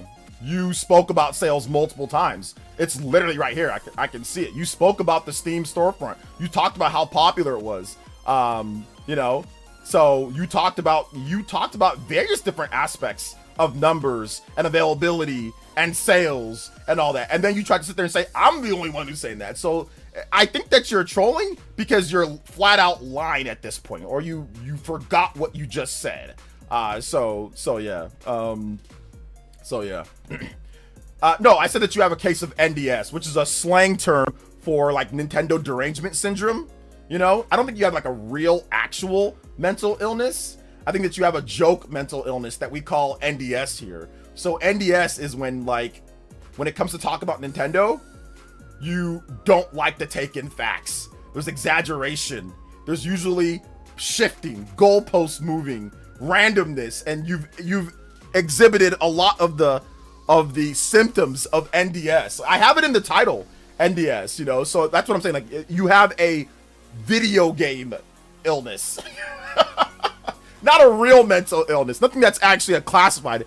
But in this case, when it comes to Steam Deck versus Switch 2 or Steam Deck versus Switch, there's definitely some issues here. Some issues here. You say that you don't agree with me, but the problem is that like you're not agreeing with like factual stuff. That's the problem at this point. So, but that's okay. You don't have to. A lot of Steam Deckers don't agree with me. You know, like I said, a lot of people also that have NDS don't agree, so it's okay. But you don't have an actual real mental illness. It's a fake mental illness that we like to say NDS here. But anyway, let's see here. GS with the $5 says, OJ, can you please play Big Blue from Smash Melee? I can play Big Blue. Big Blue. Like I said, Persona 3 Reloaded had nothing to do with what we were talking about. It had literally zero. And then Persona 3 Reloaded, you can't tinker with it. Who cares? That was not relevant to what we're talking about. That's part of NDS. When you goalpost move or you shift the thing because what you're saying is getting wrecked to the point to where you can't make any more arguments against it. You know, so you have to shift the goalpost. You have to move the argument in order to get a win in the discussion, you know, to make your device look better or something, you know. So Persona 3 Reload had nothing to do with what we were talking about. Nothing to do with it. And we weren't talking about what system was better. That also had nothing to do with what we were talking about. That was irrelevant. We were talking about the sales numbers, and that was it. We're talking about the sales. That's it. So that's the reason why I say you got NDS right now. Big Blue, Smash Melee. So yeah. I don't think I skipped any comments, but if there's any comments that you want me to read, feel free. But if you don't want to come back because I'm actually taking the time, I've spent how much time on you now at this point, Ballcherry? But if you don't want to come back because of that, that's fine. Don't come back. It's all good, man. It's all good. Don't come back or come back. It's up to you. It's up to you. But I've spent a lot of time on you right now. I've given you a lot of attention, okay? And I've not read other people's messages because I was giving you attention because it was moving the chat along and moving the stream along. So I've given you a ton of attention today. But if you don't want to come back, that's fine. But I think you do have a little bit of a case of NDS, which is a joke term. It's not a real mental illness. But if you're going to take it personal, take it personal. Don't come back. You know, it's okay. But I appreciate you viewing for how long you did view. I appreciate it. Some people acting like Steam Deck is a competitor to the Switch or Switch 2 are probably the same people calling Hollow Knight Silksong Game of the Year. A lot of hardcore PC people definitely do that. Definitely. The only cure for NDS is buying a Switch 2. That might be the only way that you're able to truly cure it, you know? Yeah, feel free to, if there's any context that I missed, if people want to go through maybe a mod go through and scrub through the comments, guys, of anybody from what Ball Cherry said. And if I skipped context or if I skipped something, mods, like I said, please help me out here, because I felt like I was looking at every single message. But if I missed something, let me know and we can address it. If you can't tell, I feel very confident in this discussion or this debate right now. There's nothing that I mean, like I said, because it literally started just based off of sales. That's it. So feel free to let me know what context I missed or what comments I missed, you know? Let me know. Let's see here. Steam is an ecosystem with the software sales on the device. That's not important. The Switch system needs exclusives to cost a lot. Steam Deck doesn't have that. Well, okay, that's what I was trying to say. That's literally what I'm saying. It's like it's not close in terms of the sales and all that because of X, Y, and Z. You know, because of this, that, and that. But once again, I was simply responding to someone that was like, "Yo, the ROG Ally, it's gonna." Like, people were buying that. It sold a lot. I'm like, no, it didn't. You know, no, it didn't. So that's where all this came from. It didn't come from, you know, it didn't come from me trying to say like it's bad. Like it needs all that. Like it don't need it. If they don't want to do it, then they don't want to do it. You know. So yeah. Steam, zillions of games sold. Switch, 100 Neo. I don't know what that means, Turk89, but once again, are you trying to create a new discussion? Steam is a platform. You know, Nintendo sells a lot of games too. So Nintendo sold over 1 billion games, right? So they sell a lot of games on their platform. Steam sells a lot of games on their platform as well. They both make a ton of money. I'm not arguing what's selling more software. I simply was talking about the hardware sales of the portable PC. You know, that's it. That's all I was talking about. I wasn't talking about Steam. Like Steam's like unsuccessful. Obviously, it's very successful. The founder is worth $4 billion plus. He's worth billions. So I know it's a very successful platform, and nobody was arguing that. You know, so yeah. Let's see. It says, honestly, I think the Switch 2 is a very good investment because ports are typically well optimized for the modern tech, plus all the amazing Nintendo exclusives. Yeah.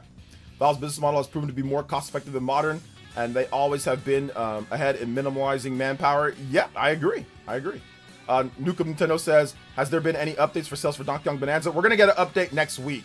It really has sold more than 7 million copies at least. There's no way Donkey Kong Bonanza has sold 7 million. The Switch 2 is probably a little bit above that number, maybe like 8 million or 9 million. There's no way that it sold to like 80% or 70% or that high of a number of people. There's no way Donkey Kong Bonanza sold that much. No, there's no way. Probably sold more like similar to like maybe like 2 million or something like that. Maybe like around 2 to 3 million. Maybe in that range, I would probably say for Donkey Kong Bonanza.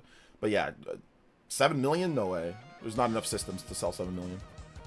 Hey OJ, I went to Target today and there's very little Xbox stuff left in it. Thinking brand slowly dying out, unfortunately. Yeah, my Target doesn't have too much Xbox stuff either. So some of the lower performing Xbox stores, like, you know, in terms of Xbox products, they're probably not going to stock too many of them. But some of the stores that do perform well with Xbox, they're going to have them. So, for example, my Best Buy here where I live, they stock a ton of Switch 2s, a ton of PS5s, a ton of Xboxes because people buy systems at this Best Buy. This is one of the best performing Best Buys in California, in the nation, is where the one where I'm at. So people buy systems. So there's plenty of Xboxes and Xbox stuff. Now, have they lost shelf space? Yes, they have. But there's still plenty of Xbox stuff. So it's going to be dependent on how well the sales are per store, right? So if the store's not doing good, then Microsoft probably isn't going to pay for a lot of floor space. And I think that the people that, you know, that are running the Target or running wherever, they're not going to want to pay for that either. You know, or they're going to want to put other stuff in that they can sell. So it's going to be very dependent on where where it is, you know, and like how well those stores perform per like the Xbox platform, you know. So yeah. Let's see. I low-key forgot I pre-ordered Age of Imprisonment scene on my home screen is a nice jump scare. Oh, nice. Thought maybe you can play it for a second, huh? Yeah. Let's see. It sucks that Age of Imprisonment doesn't have US pre-order bonus. I wish it did, but it doesn't. I'm just gonna go pick it up. ZA looks decent for a cross-gen game. Gen 10 might be a big leap forward graphics-wise. It should be, Nick93. I made a video talking about it. I don't think I showed it, though. I blurred it out. But, yeah, like, they have a new engine, so it's gonna look better. I would say that it's probably gonna look around the graphics quality or level, maybe a bit better of, like, Pokemon Snap.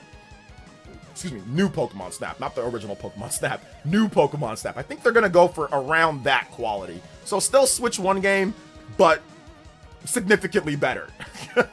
Significantly better than what they have, because the Switch 1, obviously the Pokemon games are not of the quality of even a Switch 1, as good as like a Switch 1 game. They're like more of the quality of like somewhere between like a PS2 and like a Wii U game, somewhere between that quality, right now in terms of graphic quality. So I think they're gonna bump it up to actually like a real like Switch 1 quality, but of course make it run good, make it run like at, you know, maybe like DLSS 4K 60 or whatever, right? So I think that's what it's gonna be like. So yeah, Steam has way more volume sales, period. And so what? What's your point? That nobody was arguing that. It's from the hall of who cares? That was not our argument. So who cares? What is your point? That's what I want to know. Because nobody was arguing that, Turk89. Do you have any actual points that talks about what we were actually discussing with Steam when it comes to the Steam Deck and when it comes to the Switch 2 and the sales numbers? Because that's what it was. It wasn't Steam, it sells a lot, so they're the best. Okay, great. Nobody argued that. So do you have anything relevant to what the discussion was at first? Or do you want to create a new argument that nobody is even arguing against you with? Which one do you want to do, Turk? I'll let you pick, all right, man? It'll be like a choose. Turk, I think, are you a Final Fantasy fan? Like the Turks? So I'll let you pick your adventure, okay? I'll let you pick your adventure on this one. You can go left or you can go right, all right? So left, you can continue talking to yourself and making up arguments. Right, you can say, all right, OJ, no problem. We both agree that Steam obviously has a lot of volume and it sells good, because nobody disputed that. So you can pick two options. The left option sounds kind of fun, though. I will agree. I think it sounds kind of fun. The right option is probably what everybody else here is saying. You can so those are your two options. You know, so you can do those two. You can do those two. All right, man. Shout out. So I appreciate you, Turk. Let's say I feel your pain now and seeing send the ninjas. Since the ninjas got me, ZA had to pause my trails in the sky. Oh man, see what I'm saying, bro?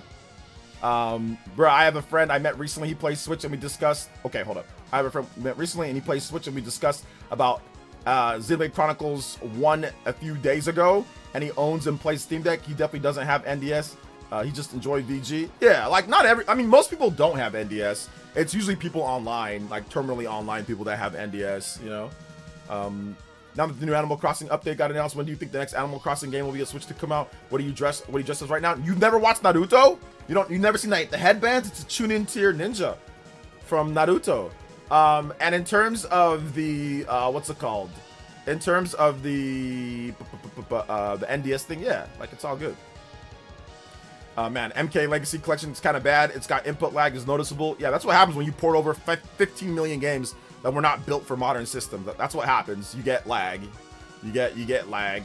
Time problems. Like, there's too many games in that collection. They should have done it in volumes. They should have spent more time actually just making sure that each one runs good. They did way too many games. They should have just done MK Collection Volume 1. Boom, boom, boom, boom, this game, and then focus on getting those games running good and the features online. And then do the next collection and say, oh, well, if you have the previous collection, you can add all the games to it for free or something. I think that doing every single game imaginable in one collection was probably a bad idea, unless they can patch this thing to be considerably better over time, and I think maybe that's what they're gonna do. But otherwise, if they can't, if it's like laggy and it has issues and like the friend lobbies aren't there and the feature, you know, and if it's like that for a long time, then they made a mistake in terms of how they made this game, you know.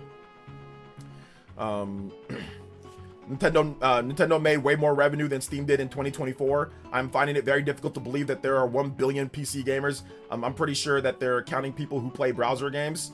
Yeah, when it comes to like revenue made, obviously Nintendo makes a way more revenue, right? Because like Nintendo has like theme parks, Nintendo has like merchandising, they have Pokemon, like they have more than just games. Steam just has just games, you know. So obviously Nintendo's like a significantly bigger entity, you know.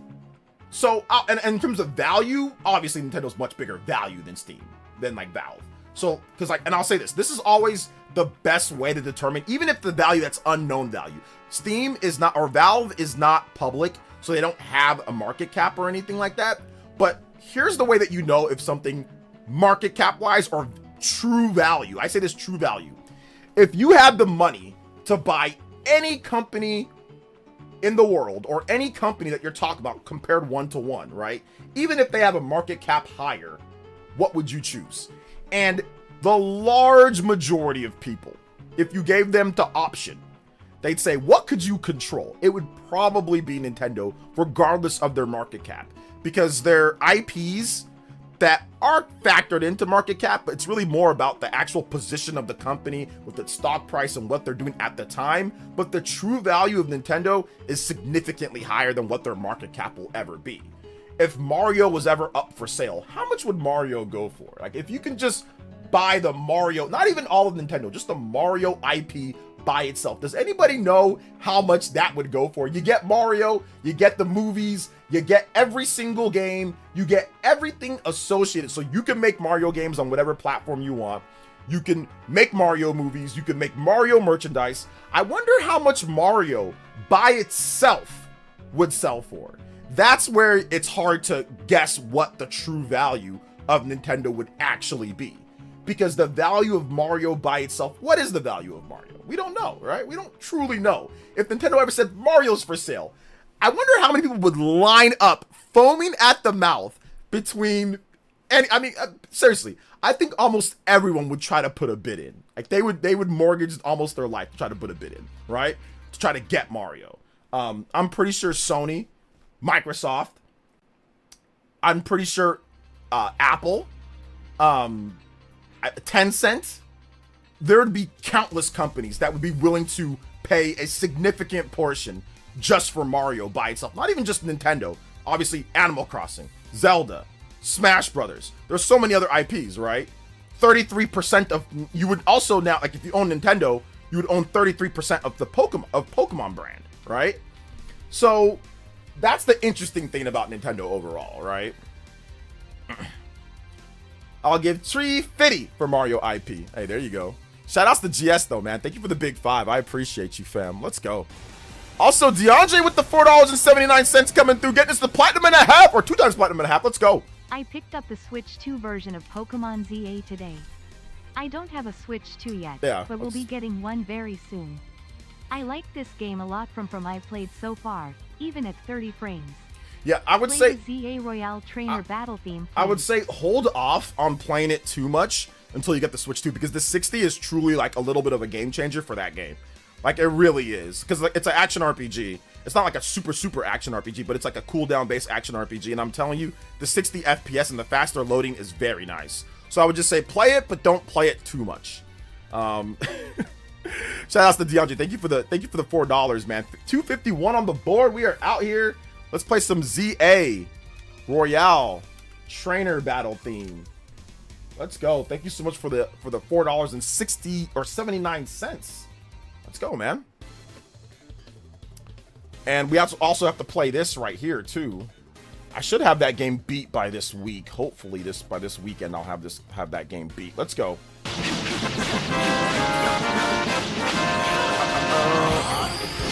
Japan might call bids on Mario. I mean, I'm not sure what company in Japan would be able to buy it, you know? ChatGPT says the starting price for Mario would be 40 billion starting. ChatGPT, hey man, that's interesting. That might be a good video discussion topic. How much would Mario just go for? 40 billion? Yeah, that's a lot. That's a lot. 40 billion for just Mario. So, and like Nintendo's market cap is what is their actual market cap? So Nintendo market cap. Nintendo's market cap is what, 13 billion? 13 billion? Oh, not 13 billion. What's their market cap? I'm trying to look.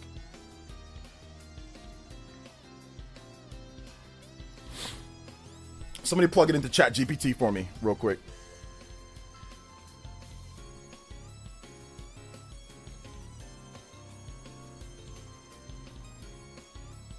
Yeah, somebody plug it into ChatGPT for me real quick.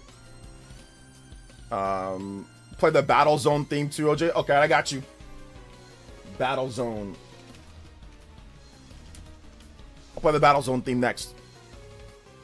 I'm not sure. We can't trust everything that ChatGPT says. Obviously, they're just taking a bunch of stuff that's been said off the internet, then try to formulate their own hypothesis based off that information.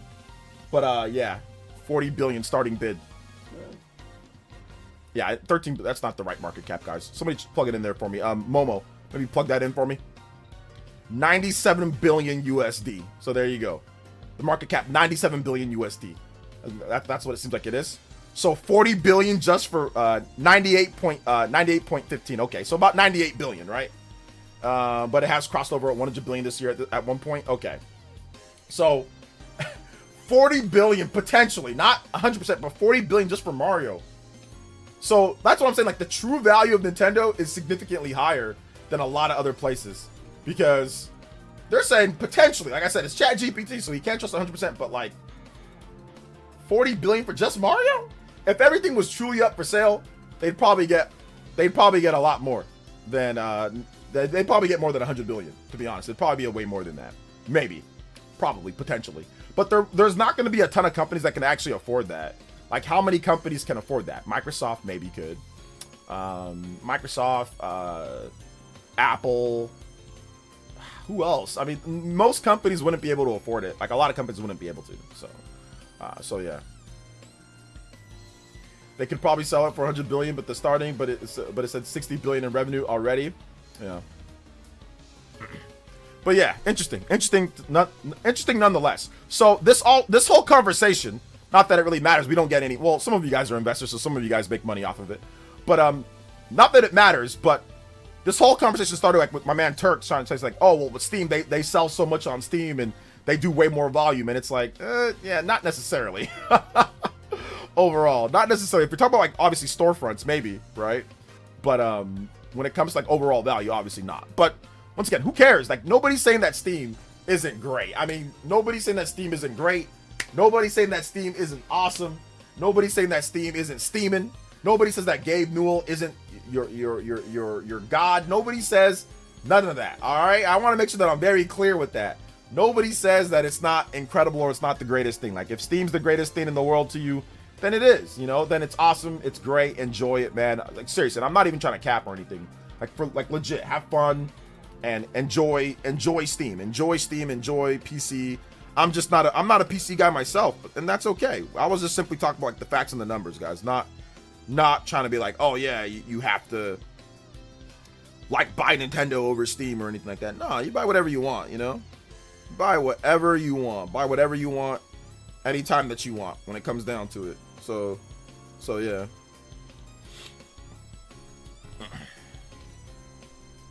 Says, I hate shareholders. They ruin everything, honestly. I mean, like, the problem, though, here's the problem, warrior men.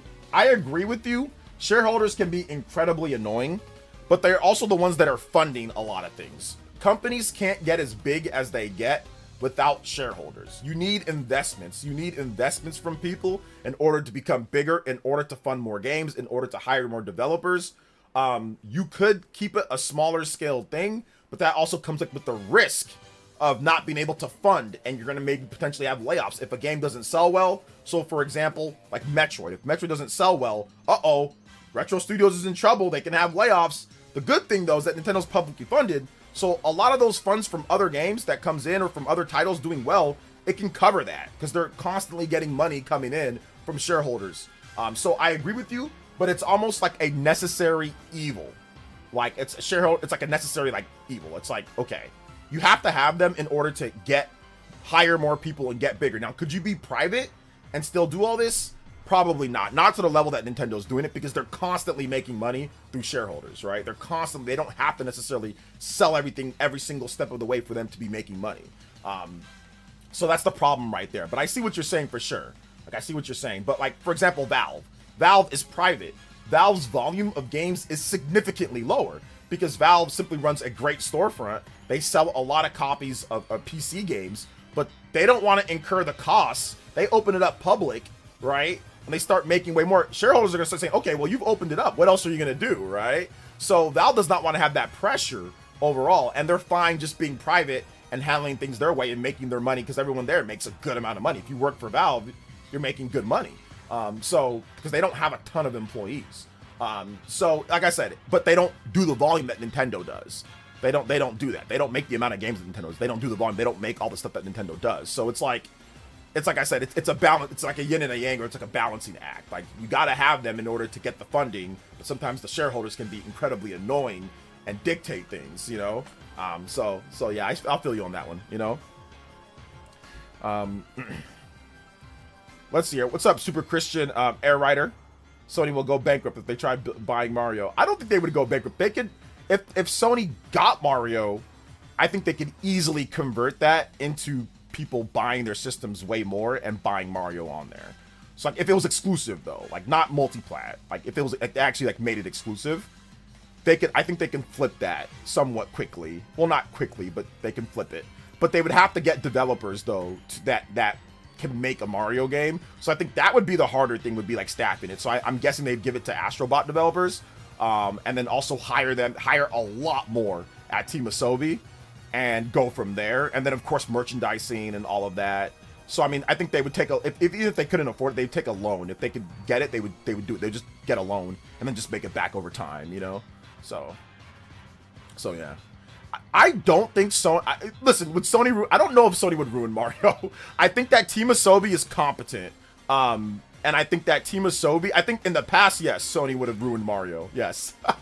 Like, but after playing Astrobot, I think that Sony could make a good Mario game. Maybe. But once again, like, they'd have to hire some more people. They'd probably have to hire some former Nintendo developers. They'd have to get some things going there, because Mario is like, obviously Astrobot is a very small kind of Mario experience, but it's not quite to the level of like a Mario Odyssey. It just doesn't have that amount of things that Nintendo fans are expecting with the Mario game. So they definitely have to adjust and bring in people to help them when it comes. But like Team Asobi, I think that's the team. If Sony has a team that couldn't ruin Mario, that would be the team, you know.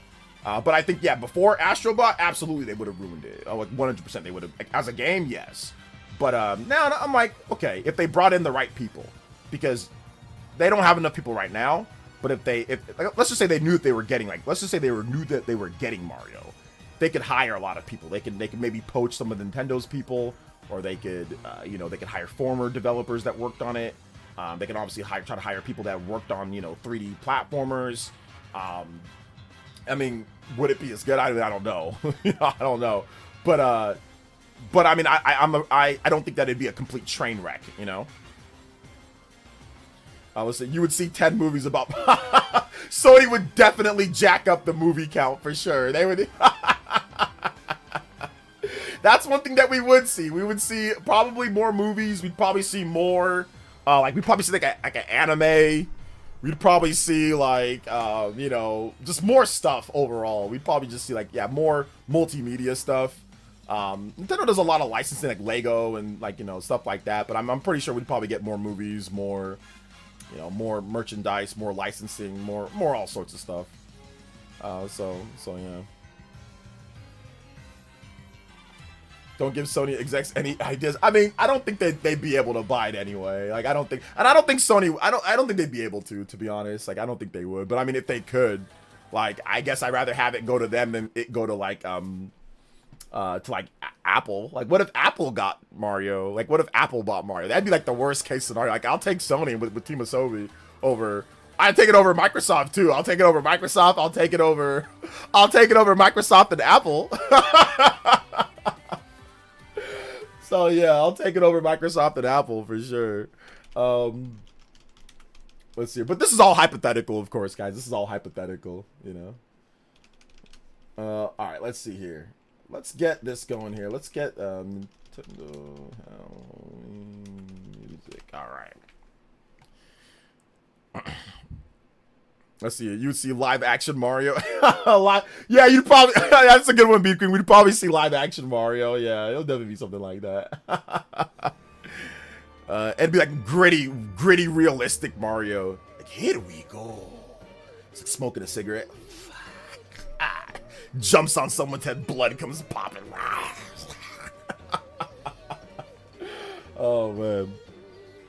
Yo, shout outs to Killer Ninja. Thank you for the 46 months. I appreciate that.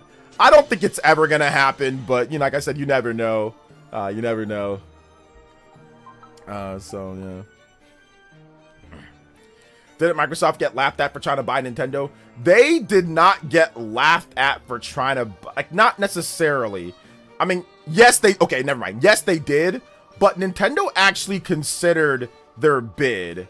I think back then, I think Microsoft said that they wanted to buy them for $25 billion, which was obviously a ton of money in the year 2000. Like, let me take a look. Hold on, give me a second here, guys. Yeah, I think it was like 25 or 30 billion that they wanted to buy Nintendo for. But, you know, remember, this is coming off like obviously like the N64, so like Nintendo's value is significantly less than it is right now. Like, they don't have like the blockbuster of the Switch or even the DS at that point. All they have really, the biggest thing that they did was the Game Boy and the NES. Those were like the two biggest things that they've ever done in terms of system sales. So their profile is not as big, and this is before obviously Pokemon had blown up, but it's not as big as it is now. Animal Crossing not as big as it is now. Obviously, Super Smash Brothers isn't what it is now. Zelda's not what it is now. Like, there's a lot of things that were different in 2000, right? 2000, 2001, or whatever, right? So, let's see here. Give me 1 second. Okay, so if you look at the calculator here, so let's just go with 25. Let me see here. Give me 1 second. 2, 5, 1, 2, 3, 1, 2, 3. That's 25. Okay, here we go. 25 billion. All right, there you go. That's 25 billion. So I gotta make sure I got my zeros right. I gotta make sure I got my zeros right on 25 billion. So 25 billion, and let's just go with 2000. Let's just go with 2000. And 2000 to right now at this point. Oh, there's an error. All right. 1, 2, 3. 1, 2, 3. 1, 2, 3. Okay. Calculate. Yeah, there's an error. I don't think it doesn't even come up as anything. What's going on here? Somebody help me with the inflation calculator. I got an error on mine. Let's see here. Live service Pokemon MMO.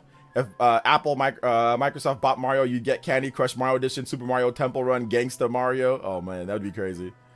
When do you think we'd hear about the next Zelda? I think we're gonna hear about the next Zelda, like in terms of a remake or remaster, next year.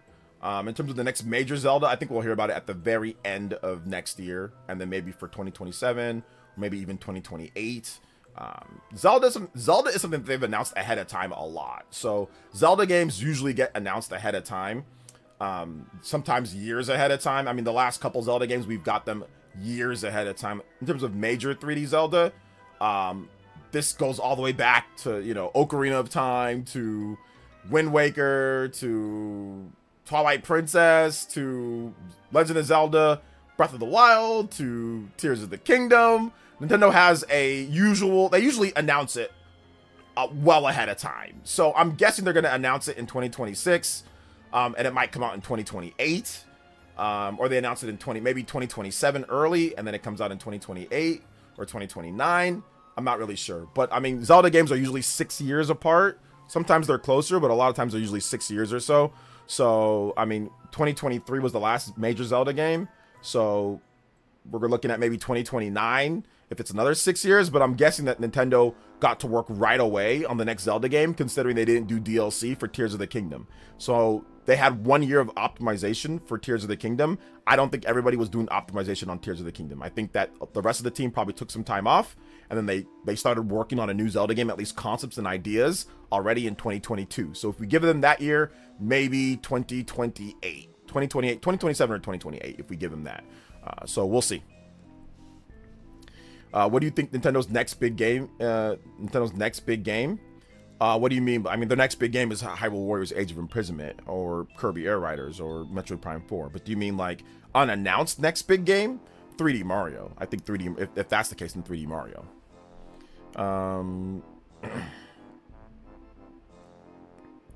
So yeah, it's a small amount of money relative to their value, even because they were directly competing. They'd have to ask for more to get over that competition hurdle. Exactly. So say like the true value is different than like the actual value, you know? But yeah, interesting stuff though, nonetheless. Next big game is Pokemon.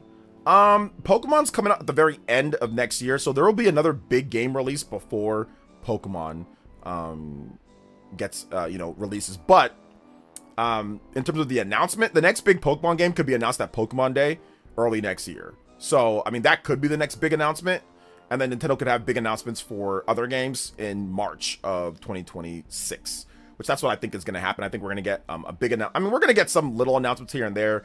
Switch 2 editions of games. I think we're gonna. I mean, Nintendo's been pretty consistent in randomly announcing Switch 2 editions of games and updates. So I think they're gonna barrage us with free updates, Switch 2 editions, and little updates here and there, and then like big announcements at the Nintendo Direct, or even Nintendo Today could probably announce stuff. So like they announced Splatoon Raiders. That game was announced for on the Nintendo Today app. So we could get something like that, announced on the Nintendo Today app. So we'll see. Happy Halloween, OJ. Got nice costume. Hey, thank you, man. I appreciate that. I said, do you think 3D Mario could be announced at a direct in early 2026? Absolutely. I think 3D Mario is coming out next year. I think 3D Mario is next year. Next, like October or something like that. I think 3D Mario is coming out. Me personally. GTA 6 Switch 2 port announcement. I don't know if there's going to be any GTA Switch 2 port announcement. I don't think that there is going to be one before. I think maybe it'll come over at some point. But I don't know if it's going to be anytime soon. So I got fully paid for Hyrule Warriors Age of Imprisonment, but I really want to get Dragon Ball Sparking Zero on Switch. I don't care what anyone says about the port I want on it. I mean, listen, if you want it, then go ahead and get it. I mean, but it's up to you, man. It's 30 FPS on there, but if you want to play it anywhere, I guess like the true portable version is good, right? So yeah. Should I listen, man. I personally wouldn't pre-order either one of those. I wouldn't pre-order Call of Duty or Sparking Zero. I personally wouldn't pre-order either one of those, man. So if you ask my opinion, I'm not pre-ordering either one of those. But what do you like more? What game are you gonna like? What game do you like? Call of Duty more? Do you like Dragon Ball Z more? So yeah.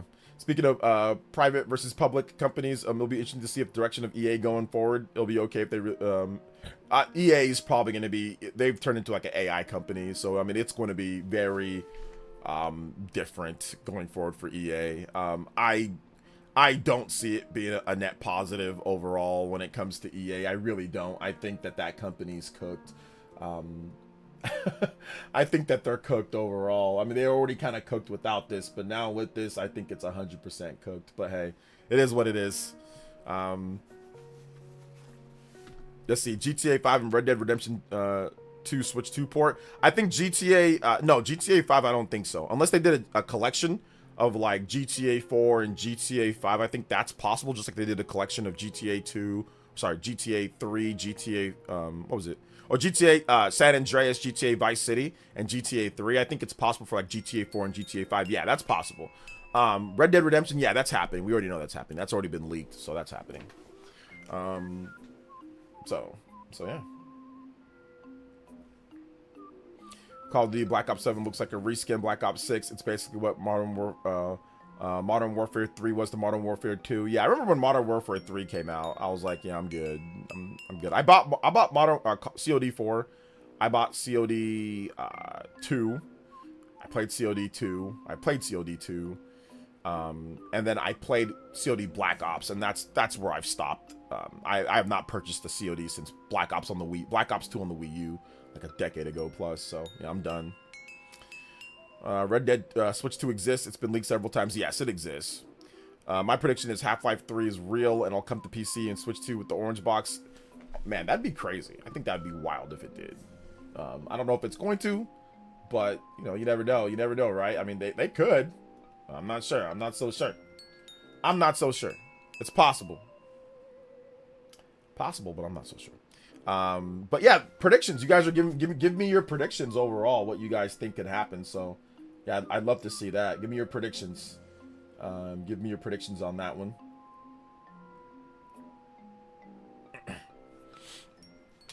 Black Myth Wukong. I think a port of Black Myth Wukong is possible as well, but like the file size requirements for that and like the way that game's built, it's built for x86. It's built for PlayStation and PC, really. It's a PC game, so that's going to be a tougher port, I think, considering that they had to spend some time to optimize the Xbox Series S version of the game. Let's see here. This is, would Luigi's Mansion 4 be potential? Would Luigi's Mansion 4 be potential?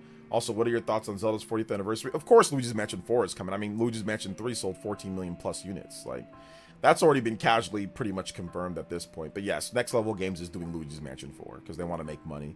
Zelda 40th, we'll see what they do for Zelda 40th. I'm not sure, you know. Plague's Tale for Switch 2. Ooh, that'd be good. I think Alan Wake is coming. They did Alan Wake on Switch 1. That plays a lot better on Switch 2. So I think Alan Wake is coming as well. I think that's definitely coming. So we'll see about that as well. They better give us a Twilight Princess Wind Waker HD pack for Zelda's 40th. They might not. That's what I'm saying. Like, they might not. So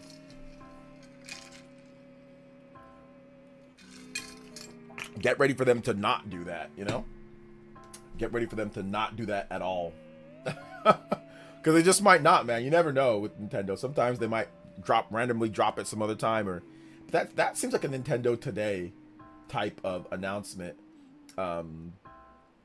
That seems like that type of announcement for that overall, you know. But we'll see. Port of Persona 5 for Switch, or Persona 4 Revival would be wild. I don't think that's wild. I don't think that's anything too crazy. It's gonna happen. I mean, look at the Japanese sales of the Switch 2. So you guys got to realize that these companies do things based off of sales potential of the system itself and market trends. The market trend is Japan is buying Switch 2 like crazy. It'd be crazy for them to not have Persona 4 Revival on there. Persona 3 and Persona 4, those originals came over. Persona 5 Royal came over to the Switch 1. So of course Persona 3 Reload came to Switch 2. So of course they're going to do Persona 4 Revival for the Switch 2. I mean, that's a given. How late am I? How late are you? You're about 2 hours and 20 minutes late, Katana Riku. But no, we still have about we hit our combos, so we still got about a good 40 minutes left. So yeah. NDS, Nintendo Derangement Syndrome. Nintendo Derangement Syndrome. Never heard of it before? So I'll tell you guys what it is.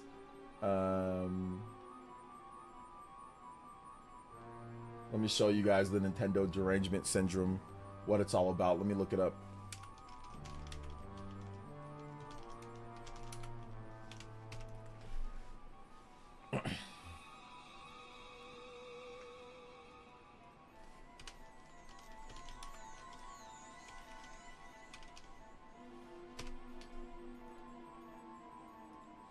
So I know a lot of you, we've already went over this a bit, but we already went over the case of NDS. It was a Twitter case of NDS. So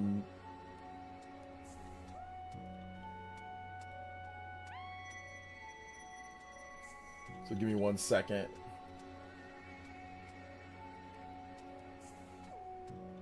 All right. I got it right here, but it's not the full definition that I want. So we'll get it right after. Give me 1 second and we'll get it. We'll get it right after this. I like this one here, but it's like I gotta save the. I'm gonna convert it real quick to JIFIF to JPEG. We're gonna get that converted after this. Dono Cyber Taurus with the $20 holla. Let's see here. He says, "Hey OJ, sorry, not sorry about Houston, Texas whipping up your 49ers. It's all good, man. You guys still got a lot of work to do. You guys still got a losing record, so I wouldn't take too much. Solace in that, my boy. You guys still got a losing record, and it was an NFC win, so it does nothing for you in the conference.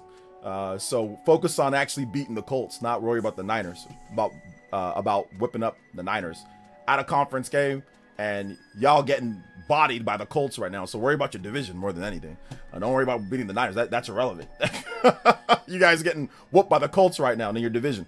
Cybertoast with $20 says, "How epic is this? Dropped off my daughter and a couple of her friends in the neighborhood to trick or treat and playing Luigi's Mansion 3 in my truck while listening to the stream while waiting to take to the next spot." Yo, that's the power of the Switch 2, baby. The power of the Switch 2 or any portable device, be it that. That is awesome though, Cyber Taurus. Yo, thank you for that, man. Thank you for the support, brother. Thank you so much for the support. Shout outs, let's go. Big love. Combo breaks. Big love, my man.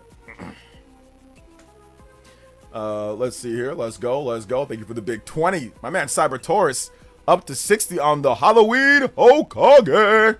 And we definitely broke this past this one right here, man. We out here tonight. Let's go.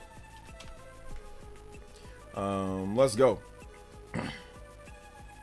Let's see here. Living the life, baby. About to wrap Luigi's Mansion 1 on NSO. Yeah, a lot of people are playing that game. That's probably one of the more interesting games to come out overall when it comes down to it. So it's good to see that they got that out right around Halloween time. But it's a short game. Like, you can beat it pretty quickly. It's a perfect play for, you know, for Halloween, and it plays great. I mean, that's why GameCube is to me is more exciting, because GameCube games have aged so well in comparison to other systems. So I'm looking forward to seeing what else they bring. I think Fire Emblem, for me, I really want to see that Fire Emblem Path of Radiance, how that looks and how that plays on the Switch too. So yeah. All right, here we go. Oh wait, why is this all? Wait, why is it all? What's it called? Oh man, it's messed up. Okay, here we go. Maybe this is it. All right. Okay, here we go. I got the Nintendo derangement syndrome. Let's go. I got it. So this is what the NDS is. We were talking about this earlier. So this is the NDS. The NDS is, I want to start off by saying right here, important note, that's in small. Criticism does not equal NDS. You're allowed to dislike or criticize Nintendo. NDS kicks in when that dislike turns into obsession, misinformation, or irrational rage, especially when you start acting like people enjoying a game is a personal attack on you. So yeah, like that, I want to make sure that, because like you're allowed to obviously critique, you're allowed to not like them, whatever, that's fine. But this is the derangement syndrome that we're talking about, you know. Nintendo derangement syndrome, NDS, is a term to describe a condition where individuals lose all sense of objectivity and rationality when discussing Nintendo, specifically those who obsessively hate the company. This often leads to exaggeration, misinformation, double standards, and bizarre emotional reactions whenever Nintendo is even mentioned. Here are the symptoms: compulsive lying about Nintendo sales, hardware specs, or game quality, goalpost shifting when proven wrong, downplaying critical or commercial success, calling fans cultists while foaming at the mouth about a 40-second Nintendo Direct trailer, using piracy or emulation as a moral crusade. There's a lot of people that have NDS. There's a lot of content creators that have NDS. Once again, not regular criticism, but where they go insane, especially pricing and goalpost shifting. That's why I said, I think that Bald Cherry, I said that that person had a mild case, not a big case, because there wasn't a lot of these symptoms. There was just the goalpost shifting when proven wrong. Like that's the situation that we were kind of dealing with. So yeah, that's the NDS that we're talking about. We went over one case of a guy that's an interesting fellow on Twitter. But yeah, doesn't mean that you're not allowed to like them or anything, or that you're not allowed to dislike or criticize. It's not that. So that's what NDS. He says this is hilarious. Yeah. How many people have you seen with NDS? Like Nintendo NDS. He's got like a very severe case of it. Like that's probably one of the worst cases that you'll see. But yeah, there are a number of people that have NDS. So yeah, 100%. Oh man, 100% NDS. 100% NDS for some of these people, man. Let me make sure I save this so I have it ready to go. Save as NDS.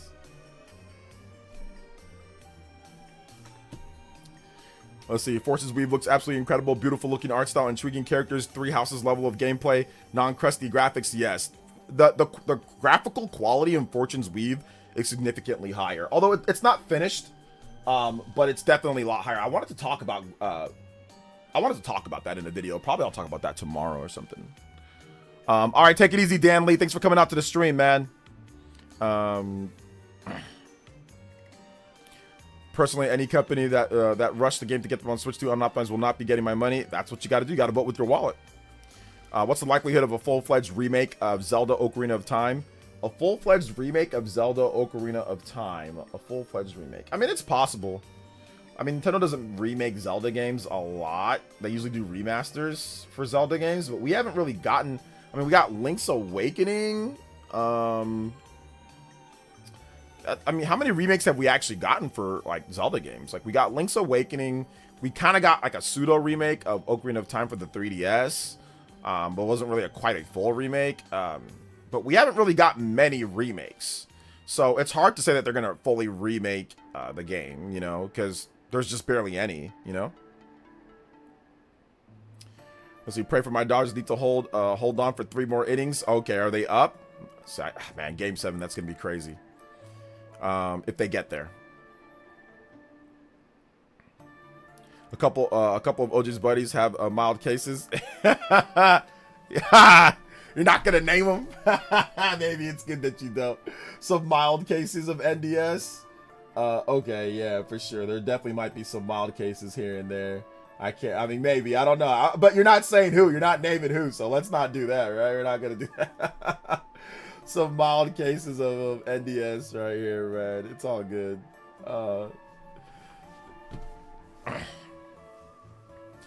Let's see. An Ocarina of Time remake be rumored to be done by the same team that do remakes. I mean, but Nintendo doesn't do a lot of remakes, though. So it's like they just do remasters. So that's what I'm saying. Like, we don't... Like... The only team that we know that did a remake was Grezzo. Grezzo did a remake of Link's Awakening, but that's it. Like, I don't know if they're going to do a remake of Ocarina of Time. Right now, it looks like no, but you never know, right? Let's see here. Let's see, Three Hopes looks great on Switch 2 and is even running a patch. Well, the game's not out yet, so there's nothing to patch yet, but yeah. Oh, do you mean like Switch 2? Like, what do you mean by patch? Let's see, I know a couple people with NDS. I mean, online you're gonna run across people with NDS. Like it's unavoidable. It's unavoidable, you know. So yeah. NDS also stands for Nintendo DS. Yes, it does stand for Nintendo DS, but it's a different, you know, it's a different meaning. It doesn't mean the actual real Nintendo DS. The people who have NDS, maybe they can cure their NDS if they play the DS. Probably the best way to cure it. It's like, oh, okay, this is where it all comes from. It all comes from this right here, you know? So yeah.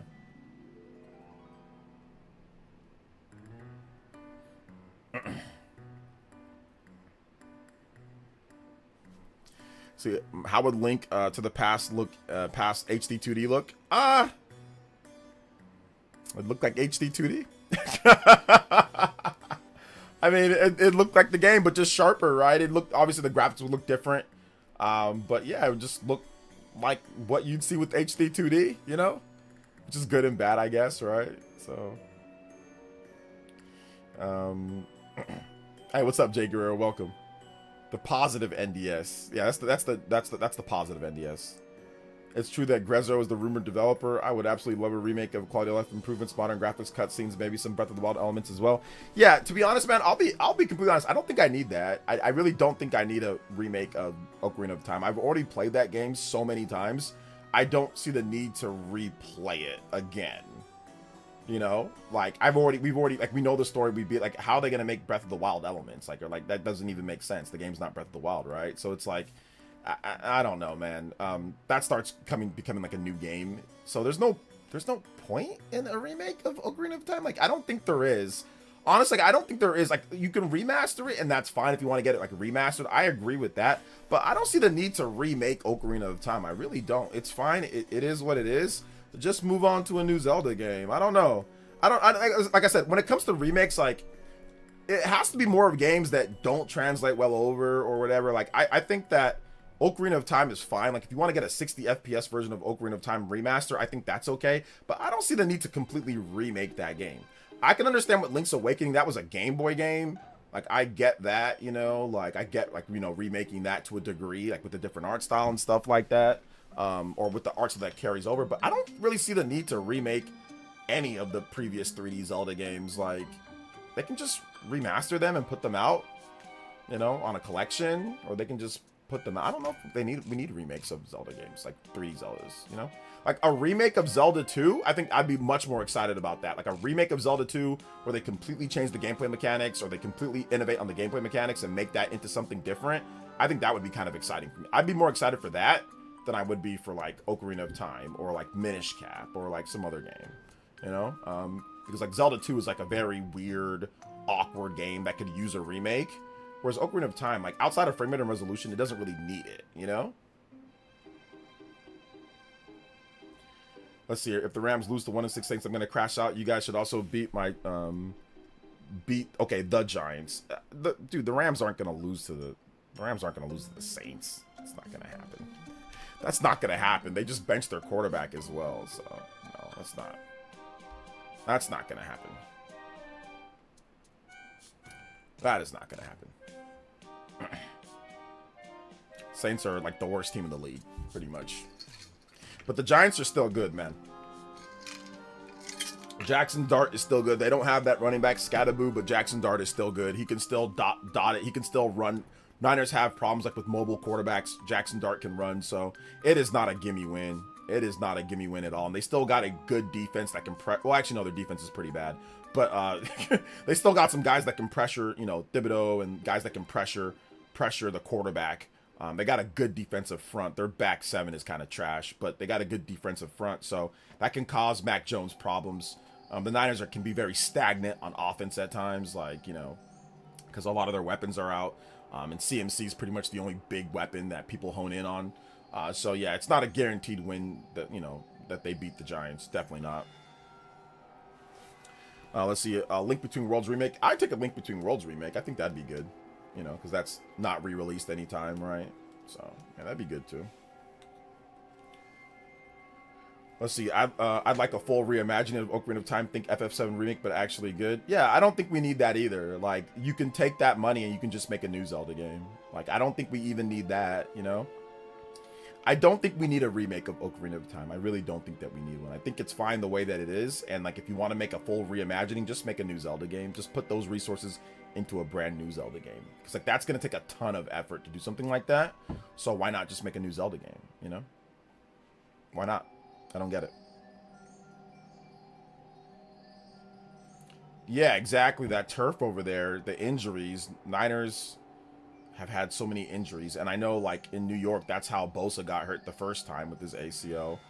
And I think that's how Mostert got hurt 1 year, too, or something like that, running on that turf or running on that terrible ground. That's how their neighbors got hurt. So... yeah, man, I'm already, like, that's not a guaranteed win. They got it. I mean, if they lose it, then they lose it. Then they're 5-4. That puts them behind for sure because the Seahawks are surging, the Rams are surging. But, like, then that makes the Rams game like a must-win, you know. But thankfully, the Niners won 3 division games. Somehow, they won 3 division games this year. I don't know how they did, but they did. So yeah.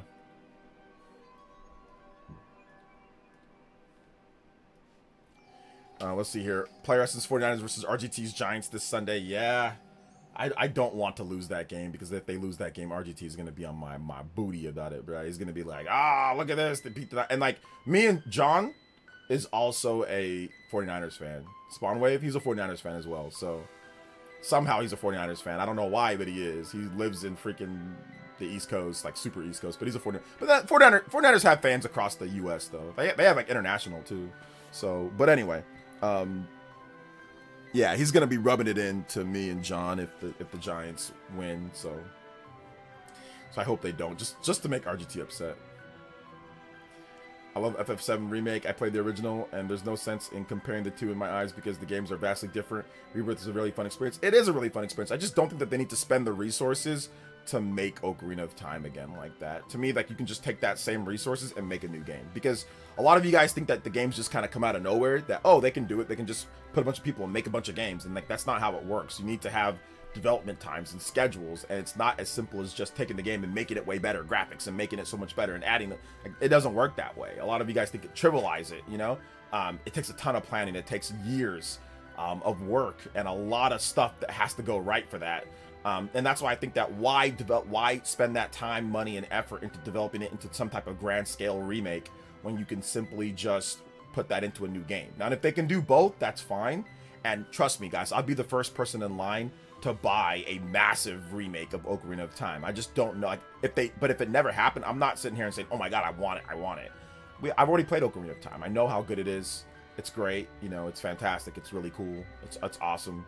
You know, but if they never decide to remake it, or if they don't do it, then I'm fine with that too. Like, they can just make a new Zelda game. They can make a sequel they can make like a more direct sequel to Ocarina of Time. Like they already did with Majora's Mask, but they can make like another sequel to Ocarina of Time and make it in the same world and the same everything and Adult Link, and they can do that too. They can just make it as like a follow up to it. So there's plenty of different ways to go about it, right? Like so yeah. Send you a Switch 2? No, Commander DMB. No, you got to get your own, man. We got to get your own. But no, I like FF7 Remake too, but I've said this before. I've been on record saying this. Like, if I would have known this, what they're going to do, like, I think that if Square Enix could go back, they wouldn't have done FF7 Remake the way that they did it. They probably would have just made it, you know, the full game, like PS3 level visuals in the full game, and just say, hey, look, this is the game, you know? Like, make it like maybe a little bit better than PS3 level visuals, and just make the whole game. I think if they can go back, they would have, because if they did that, it would have been so much better. I think Square Enix's fortunes would be completely different right now. And if they just would have just made a high quality PS3-ish, a little bit above PS3, like maybe like, obviously not using the maximum capability of the PS4, but like pretty good level of the PS4, just remake the full game and put the whole game, and then add in new content, and then just say, this is Final Fantasy VII Remake. And it's a true remake, but with added content and with added stuff to it.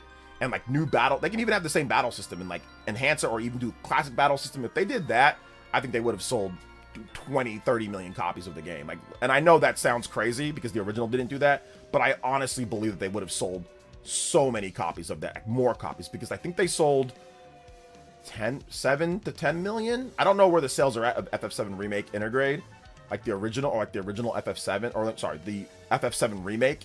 But I think that they would have sold like a lot of copies. I think they would have sold a lot on PC. I think they would have sold a ton on PS4. And then if it ever came over to Switch 2, or you know, it would have sold a ton on there. Like, I think splitting it up and all that is just, I think they think that it was a mistake, and I don't think they're ever gonna do. I don't see Square Enix ever doing that again.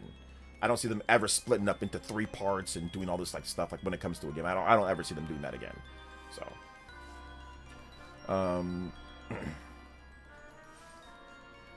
I understand your perspective. That takes a ton of resources to make full remakes and have those sources dedicated. Exactly.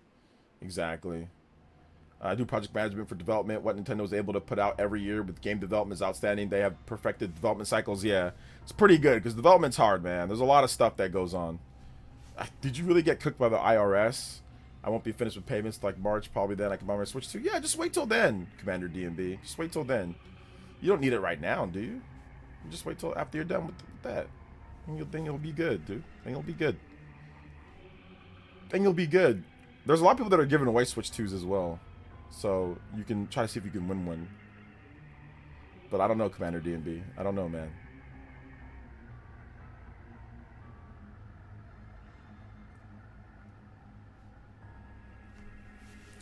I definitely enjoy the nostalgia factor of playing games from 10 years ago, modernized and fully remade, but I would definitely prefer a new game over resource being remakes. Yeah, I mean, listen, like I said, Warrior, bro, we all know good and well.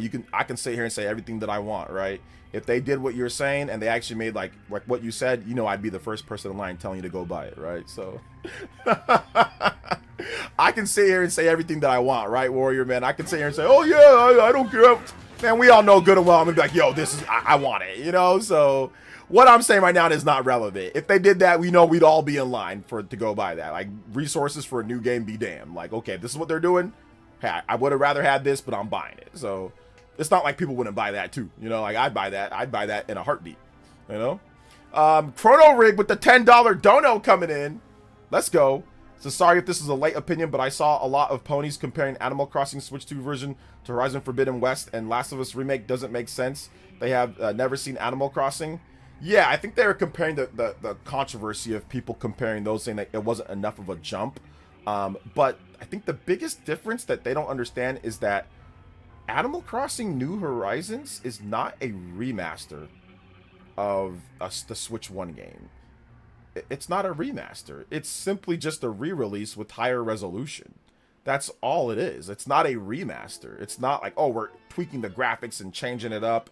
It's not a remaster at all. Like, so I don't know why they're comparing it to each other. Maybe because you got to pay for it, but it's $5 if you want the update, right?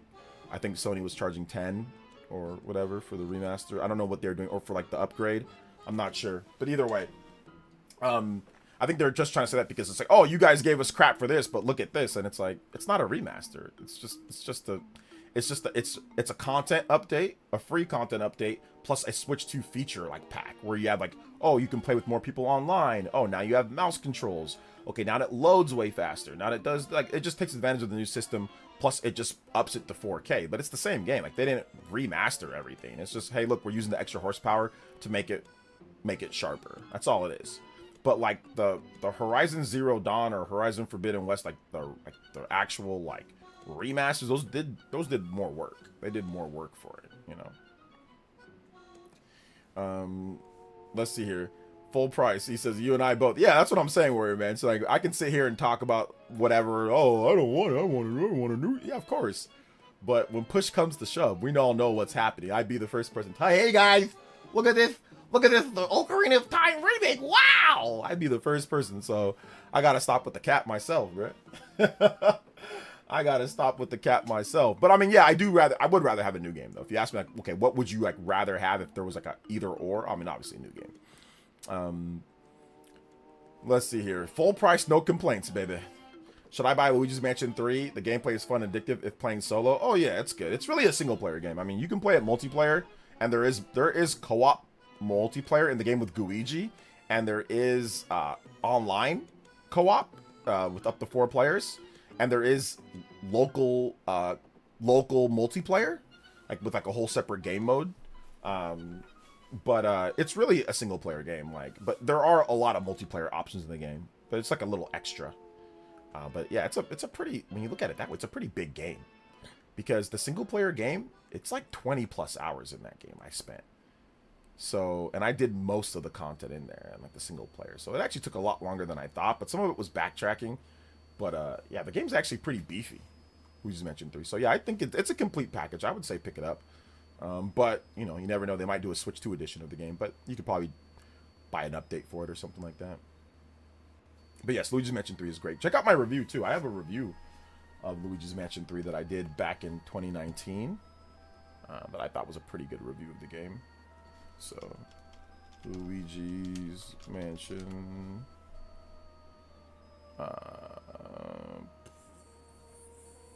Was this the review? Analytics. How much did that get?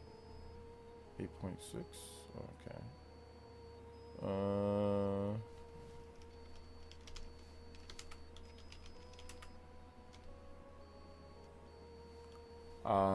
Yeah, Luigi's Mansion my sleeper game of the year, but it didn't win my game of the year though. It didn't win my game of the year. Did anybody watch this review? No, nobody watched it. Only 2.3K views. Oh man, Luigi's Mansion 3.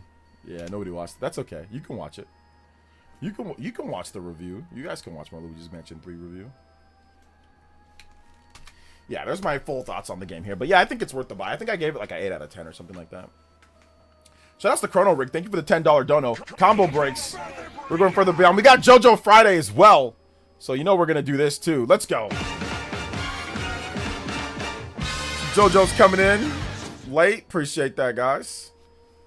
Yeah, it's definitely it's a long game. For considering the type of game that it is, the fact that it actually lasts like 15 plus hours, it's actually pretty long.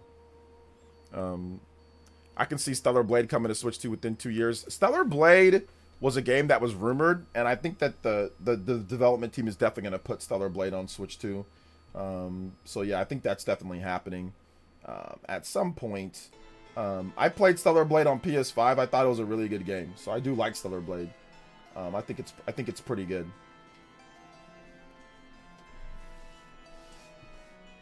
I think it's pretty good. Yeah, maybe 2026 for that game. But yeah, there's rumors and like all the dev team got Switch 2s and all sorts of stuff kind of happening with that game. So yeah. All types of stuff happening with that game.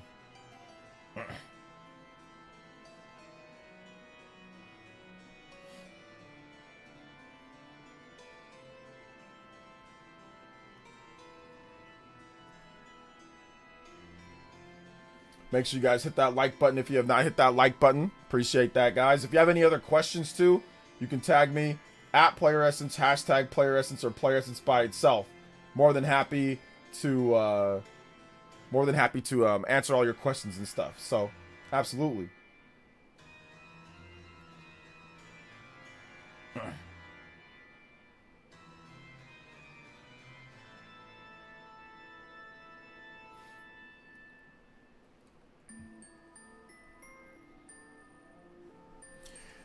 Let's see here. I'm back to Animal Crossing New Horizons again after seeing the new update is coming next year. Okay, who got back into Animal Crossing? I'm not a big Animal Crossinger, and I do not have extra time to get into Animal Crossing right now. But it's one of those things to where, like, I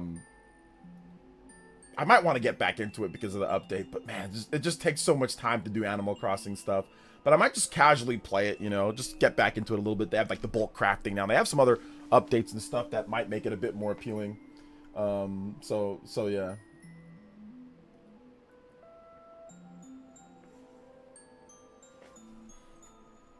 Doc Trey made a video about this, showing that the team who was hired Nintendo for ports is most likely working on Stellar Blade.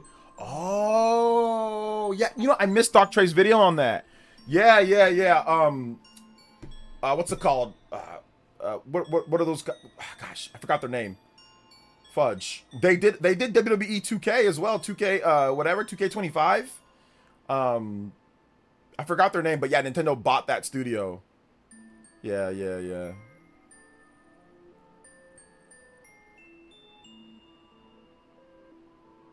I prefer the 3DS version of Animal Crossing. Well, play the 3DS version then. It ain't go nowhere. You can still play that one. Let's see. AC, I gotta be be in a specific mood. It's a vibe though. Oh yeah, it's a vibe for sure. In the COVID pandemic, it was like a vibe for sure. It was a vibe for sure.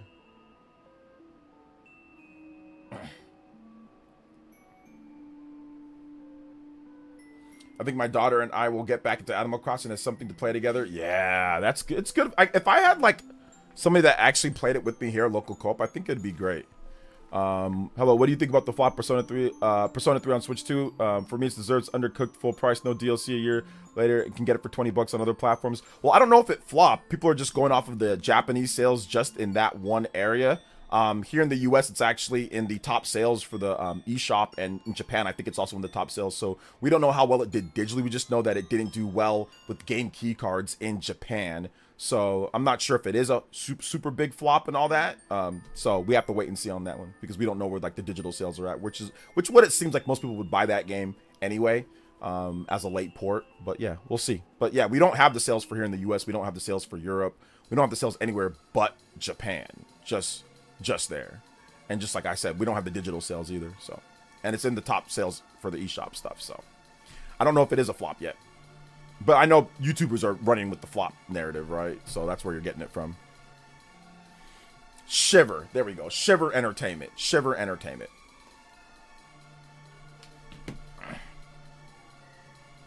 Those are the people who did it.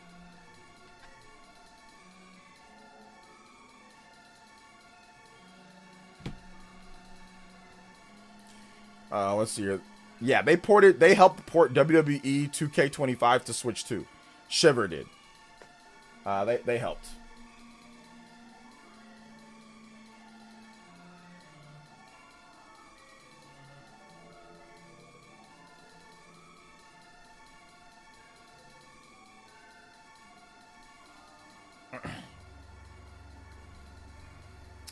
I can't believe I forgot the name of that studio. We were talking with them so much.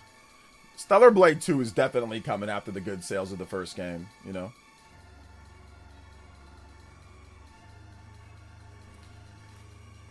But yeah, Shiver did help port that game. Yo, OJ Sensei in the building. Happy Halloween, bro. Hope the day's been well. Everything's been good, man. I can't complain. Shout outs to everybody. Shout outs to all the Elite Ninjas here, too, man. I appreciate you guys. You guys have been awesome today. Thank you for the donos and the support and all that good stuff, man. It's been great.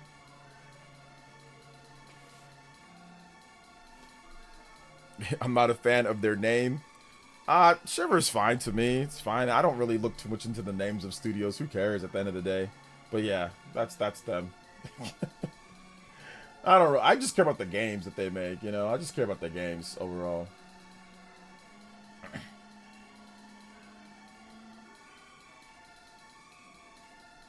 So yeah.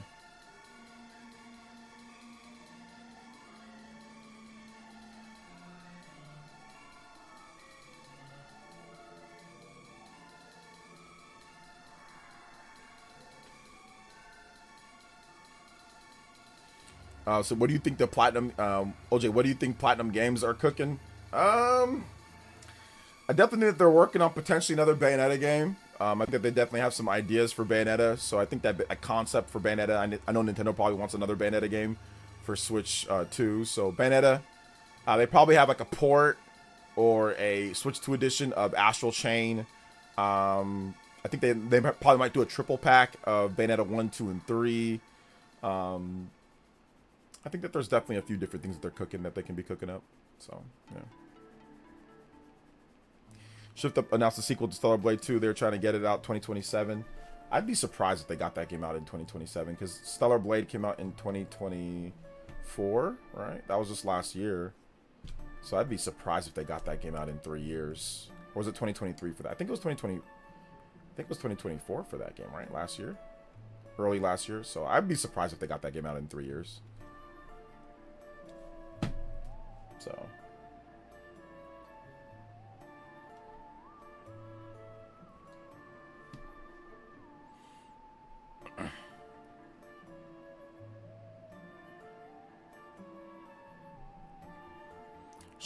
but yeah, it's all good though. But all right, guys, I think we've pretty much hit our Halloween time limit.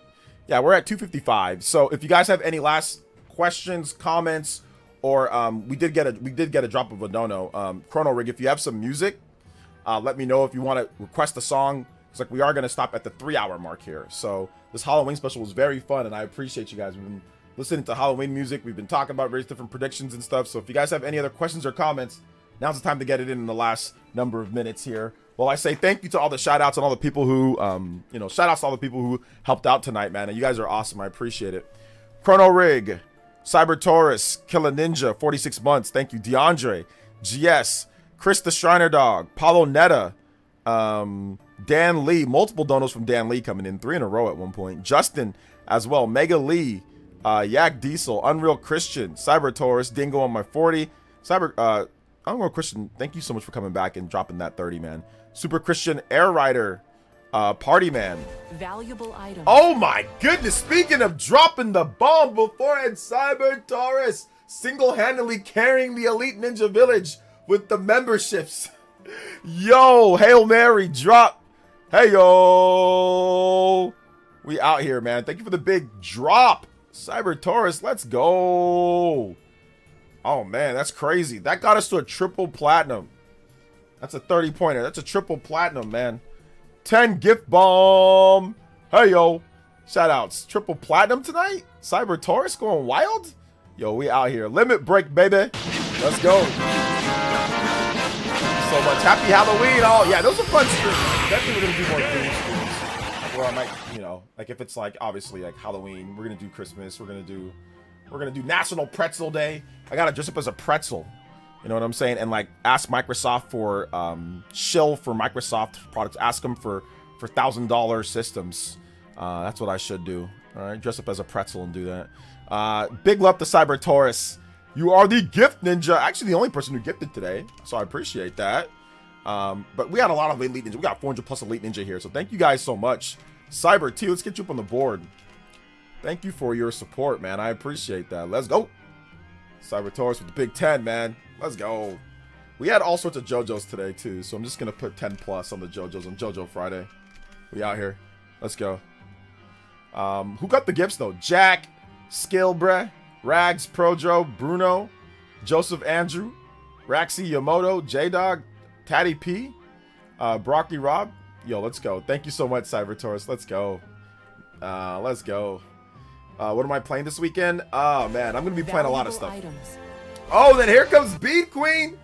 Dropping another 10 gifted as well. Yo, Beat Queen with that gift. Let's go, young B Queen. You've already done enough, though. You've already done enough. You've already done enough. We got a giveaway for Hyrule Warriors Age of Imprisonment that B Queen's sponsored. So we're going to be playing that game and giving away a copy of that game as well. So yeah, shout outs. Let's go. Thank you so much, B Queen. You and Cyber Taurus with another 10. 330 on the platinum board. Bead Queen. The queen of all beads. Bead Queen, the queen of all beads. Let's go. Excuse me. 3-0 on there. Going even further than beyond, baby. Let's go. Thank you guys so much, man. It means, like I said, we don't have the most viewers here. We're not craziest when it comes down to it. When it comes to, you know, people. But like I said, we do just enough. You guys have been super supportive, so I really, really, really appreciate that. Like I said, it makes me not trip if my videos flop sometimes, because my videos do be flopping sometimes. And it makes it to where I don't have to necessarily worry about all of that, so we can still keep things rolling, man. So I appreciate that for real. Thank you guys so much for your support. Big love to Bead Queen, big love to Cyber Taurus, giving us 2 bombs gifted at the very end there. That's crazy. 20 gifted subs in like a minute. So who got the second round of those? Jago, Ghost Fixer, Jordan K, Game Vibe, RX Gaming, Mario C, Jacob, LR, Pablo, Halo or Hio. Yo, thank you guys so much. Big love to Bead Queen, big love to Cyber Taurus, big love to Cyber Taurus for the Halloween Hokage, Halloween Gift Ninjas, Bead Queen as well. Appreciate you guys. And shout outs to Jeffrey T, shout outs to Mega Lee, shout outs to Unreal Christian, big love to Elias. Once again, membership, Shaw X, the Shaw says, Zoo, Old Man Zoo. Thank you guys so much. Yoshi, Old Man, Jeffrey Tucker, Justin, Paul. Thank you guys, man. You guys have been goated. Minato Mario coming back. Let's go. So, love you guys so much. Thank you for your support. I am going to probably go chillax and get ready to... I got a lot of stuff that I got to do. I got to take back some stuff tomorrow morning. I got to do a bunch of stuff. So I got errands to run. But I'm going to be streaming. And I'm going to be doing the Spawncast pre-show. And I'm going to be doing the Spawncast. And I'm probably going to have a video for you guys as well. So we're going to be doing all that. I got a top 10 that I want to do that I think will be pretty fun as well. So I got a top 10 that I want to do. And I have that written out about what the games are going to be and all that and the rules. It's a very specific top 10. That's really weird. So restrictive top 10, but it's a fun top 10 of stuff that I know you guys would want to watch. That's not going to be too long as well. So, all right, guys, thank you so much. Hey, Badsen, appreciate you, fam. Element Nullified, thank you guys so much. Everybody that came here and chatted, you guys are all awesome. Bead Queen, great new profile pic, by the way. I love it. And yeah, we will see you guys for tomorrow's stream. All right, thank you guys so much.